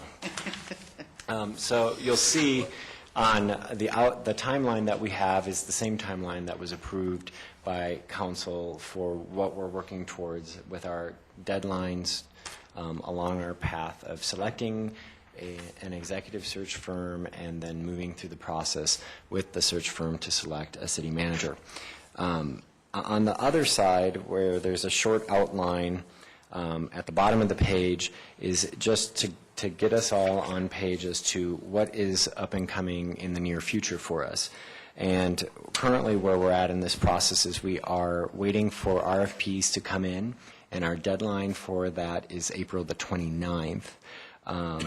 After we receive those, I will be putting together packets and copies of their proposals for council, and in your May 10th packets, you will have an RFP copy for each of the firms that are making a bid, and we will also, based on the RFP that was approved by council, I will include a criteria score sheet based on what we requested from these executive search firms. That is a tool to help each of you score each of the candidates or each of the executive search firms. And if you have that reviewed prior to the May 10th meeting, then on that May 10th meeting, which would be item 3 in our outline, we would be able to discuss finalists, and you would select up to whatever number you want to work with as finalists, and then if you choose to interview those executive search firms, we just need to add some timeline or a date to our calendar. And so tonight I'm here to just ask for you to look at your calendars if you are interested and you think you may be interested in interviewing any of the executive search firms or your finalist executive search firms. The date that you would be looking for would be sometime after May the 10th, which is when we would meet to discuss your initial review. And what we have on our timeline is May 17th to make a selection of an executive search firm. We probably have a little bit of wiggle room in there, so if it doesn't happen by that date, as long as it happens near that date, we should still be able to meet our timeline of selecting a candidate by September 1st. And as you're looking at your calendars, something to bear in mind is that many of these firms will be more available to give various representatives your attention if we are able to meet during the day. If we meet later in the evening, then we are also still dealing with time zones because many of these folks are in Washington, Chicago, all over the country. And so that's a consideration as you're setting a time and a date. And once I have that date, then I will start working with any of these folks when they submit to prepare them for when they would need to have their representatives available. Some other just logistical things for you to think about too, Council, and after you see, when you get your proposals on or when he sends it out, when you show up on the 10th, however you react to those, since you've decided all 7 of you are going to interview, then whatever the interview process is going to have to be a posted public meeting. some logistical things. These consultants, in the past couple of years, when we've retained search firms, we've done most of our interviewing by telephone, by conference call, and just kind of cuts down on the travel. But that's a council decision. You may want to have somebody here that you can see and talk to and do those things. But again, if you're going to, I'm just making stuff up. Let's say you get 6 proposals and you want to nail it down. One might just jump out, but you may get it down to a top 2 or 3. You then need to decide, hey, we want those folks to come here to Littleton. As Eric said, that then the interview process, whether it's a daytime interview, nighttime interview, we'll need to sort of block out some blocks of time. Again, work with Wendy because there'll be public meetings. We'll have to post them. Whether you want to do telephone interviews, again, those are going to be public, open. We did kick around. We are rolling out a video conferencing system, and we did kind of brainstorm a little bit about whether it'd be possible to do video interviews, although that there's got to be a comparable setup on the other end, so I'm not sure how messy that gets, but anyway, council may have to make some decisions there. So Bailey, tonight we just wanted you to think about what this process is going to look like, how you want to move through with Eric providing support to you, and obviously have you start looking at some of these time commitments and then cross-referencing with your own calendars as you move into the spring and the summer. So, Question for Eric. May 17th, you've got select a consultant, enter into a contract. Do we need to do that in a regular meeting? Is that a... Well, the council will be the ones retaining the search firm, and you can only act by motion, resolution, and ordinance, so you'd have to do it I suppose you could do one at a special meeting, but it would be council unless you want to adopt somewhere along the line a process and authorize the manager to sign the forms, but other than that, you need to do it. So that's actually pretty much a hard date, that May 17th, isn't it? It is if we're trying to do that in a regular council session. Yeah, because the next regular council meeting is June 3rd. But we can do certain motions in special meetings. Well, that's what she just said, that we could, but... But, and a special meeting doesn't have to be on Tuesday. No, you could do it at a different time. You could also do the contract on May 17th and then authorize changes within certain parameters, I suppose, and then make your award later. What do we have scheduled for the 24th? well, you have a neighborhood forum. District 4 meeting. And we were going to ask you had tentatively scheduled Suzanne's review. Okay. And I don't know if Suzanne and I were a little bit asleep at the wheel or whatever, but I think we have a conflict there. Maybe I was asleep at the wheel and didn't say, excuse me, wait a minute, because you kind of were talking about it, and then you set that date, and I wasn't quick enough to say, wait a minute, time out, you've got a neighborhood forum that night. Well, how about this? Just tell me what you think. What if we all set the 12th daytime on our calendar? Let's say 2 or 3 hours. Day of the week is that? That's a Thursday. Let's say from noon until 3. Which day? On the 12th, May 12th. Oh, okay. That will be 2 days after we get the packets. I'm assuming when you say the packets for the 10th, does that mean that the ones that are coming on Thursday, the 5th? Yes, sir. Okay. That's a correct assumption. Doug, could we set it later in the day? I can conference in, but I'll be in San Diego. On the 12th? Yes. So I'm actually in San Diego 11th through the 15th. 11th through the 15th? But I believe after 1 o'clock San Diego time, so it's after 2 o'clock here. Well, if we get it, how about Monday the 9th? we could do that. And that's on the presumption that we will want to do a phone interview. We may decide What time are you thinking? sometime on Monday, say from noon until 3. We'll decide. But are you thinking that you would have had a chance to score them? Well, if we get, See, they'll come out, he'll put them in the packets to you on the 5th.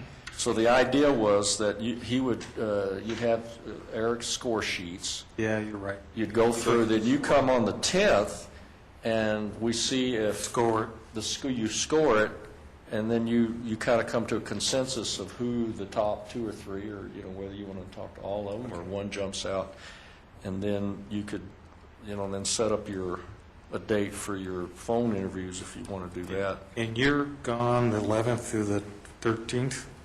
So maybe Monday the 16th. If we're doing a phone interview anyway, I said what if we did it? the afternoon, like 2 or 2:30 in the afternoon on the 12th. I know I'm free for, The Denver time? yes, Does that work for everybody? Denver. 2:30? 2:30? On the 12th, we're talking about? Thursday. So 2:30 to possibly 5:30, is that what we're Yeah, blocking out? let's, if that's all right. Is everybody okay with that? Well, he just said most of these search firms are on the East Coast. I mean, 2:30, Be 4:30 there. Well, then they just have to realize that they're. Yeah, gonna- they're really scattered. I mean, there's some in Chicago, there's some in Seattle. I mean, there's really no way Debbie, to make that too even, because they're kind of so it going would to be be all over. 2:30 to 5:30? Approximately, yeah. Now, what you could do, if there are East Coasters, you could schedule them first, and then if there's a West Coast, then you'd push it back. So I understand where Debbie's coming from, kind of make it a little more convenient. And you might do that depending on who you want to talk to. Be a lot more convenient for them to do it on the phone than it will be to fly out here. Yeah, absolutely. And they're pretty used to doing that. It's really more your comfort level. They'll handle it just fine. Or the other alternative would be to move it to the 16th and do it earlier in the day, simply because you got a 2-hour time lag for anybody in the east. Either one. The reason I'm suggesting the 12th is if we want to call somebody else back for an interview, or we decide we want to have an in-person interview, then that gives us a couple of days to try and get them out here. And maybe we want to set aside some time on the 16th also, just to be safe. I guess my concern is also that when you look at the score sheets, and depending on how many you get, you may have as many as 4 that are so close together you don't want to try to separate them. And trying to do 4 of them in a 3-hour time block. Yeah. And particularly 3 of them back on the East Coast or whatever, I think you got to look at. Well, I don't know. We don't know how many we're going to get. We don't know what we're going to score them at. All we can do is just set aside time. So, I mean, the arguments that you're making, I think, would suggest that we also set aside time on the 16th in case we need that. Can we do morning then? That's okay with me. Morning on the 16th? No, can't do. You can't do morning? Afternoon? You could do anything after 12:30. You do after 12:30? We actually don't have a whole bunch of wiggle room on this. So, Well, I don't have much wiggle in the middle of the day. Be easier at 2:30. all right, you want to do 2:30 on the Monday, the 16th also, just in case we need it? Can you do that? Phil? Deb? So, I'm sorry, go ahead. I didn't mean to cut you off. Bruce? 16th at 2:30? Yeah, that work for So you? 2 blocks of time you're looking at. Blocks of time.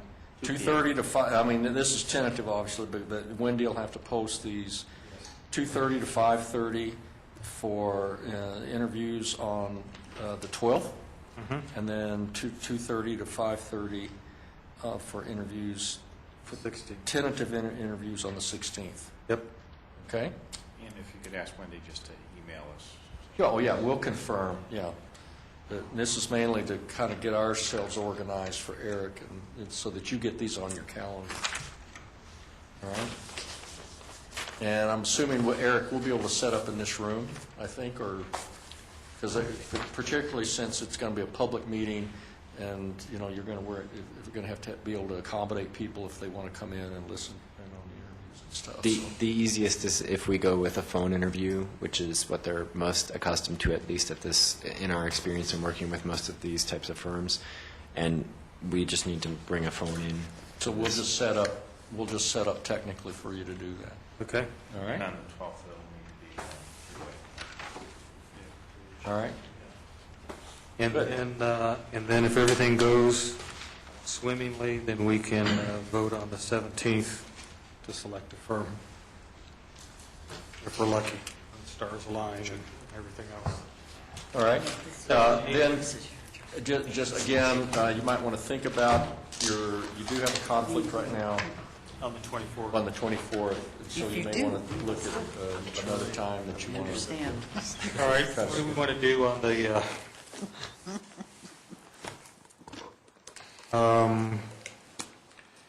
what about the 7th?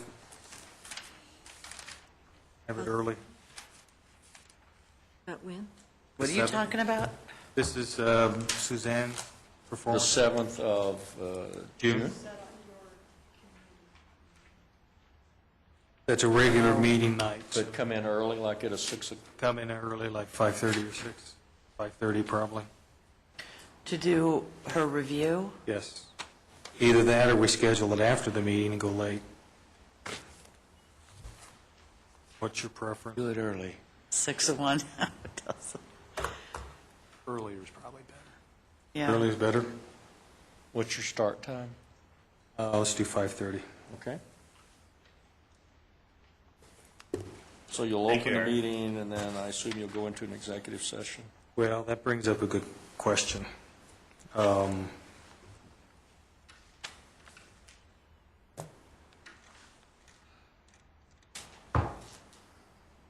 I think what we do is, my suggestion is that council meet in executive session on the 7th, and then we bring Suzanne in on the 14th, because we're going to need some time to talk, Okay. how we traditionally do it. So 5:30 on the 7th, and then what time on the 14th? 5:30. What, 14th is a study? 14th is a study session, but we could obviously slot, Yeah, let's just, we could slot her review in, just wherever you wanted to put it. yeah. Let's do 5:30 on the 7th, council and executive session, and do, let's start at 7 on a review for, with Suzanne on the 14th, and then we'll just schedule whatever topics at like 8:30 afterwards. Okay? Does that sound all right? Everybody? All right. Got it. Righty. I think that's it. Yes, sir. That's all the business we had. All right. I just want you to know I won't be here next week, be in Arizona. Oh, that's right. Jose will be gone on the Yeah. And whatever for that- those 17th. that knew Maida Navis, she passed away yesterday. Oh, really? Yes. Chances are I might be able to get to her funeral depending on when they set it out there. Yeah. Okay. Thank you for the direction, council. Appreciate it. Okay. Work with Eric and get it rolling. All righty. We are adjourned.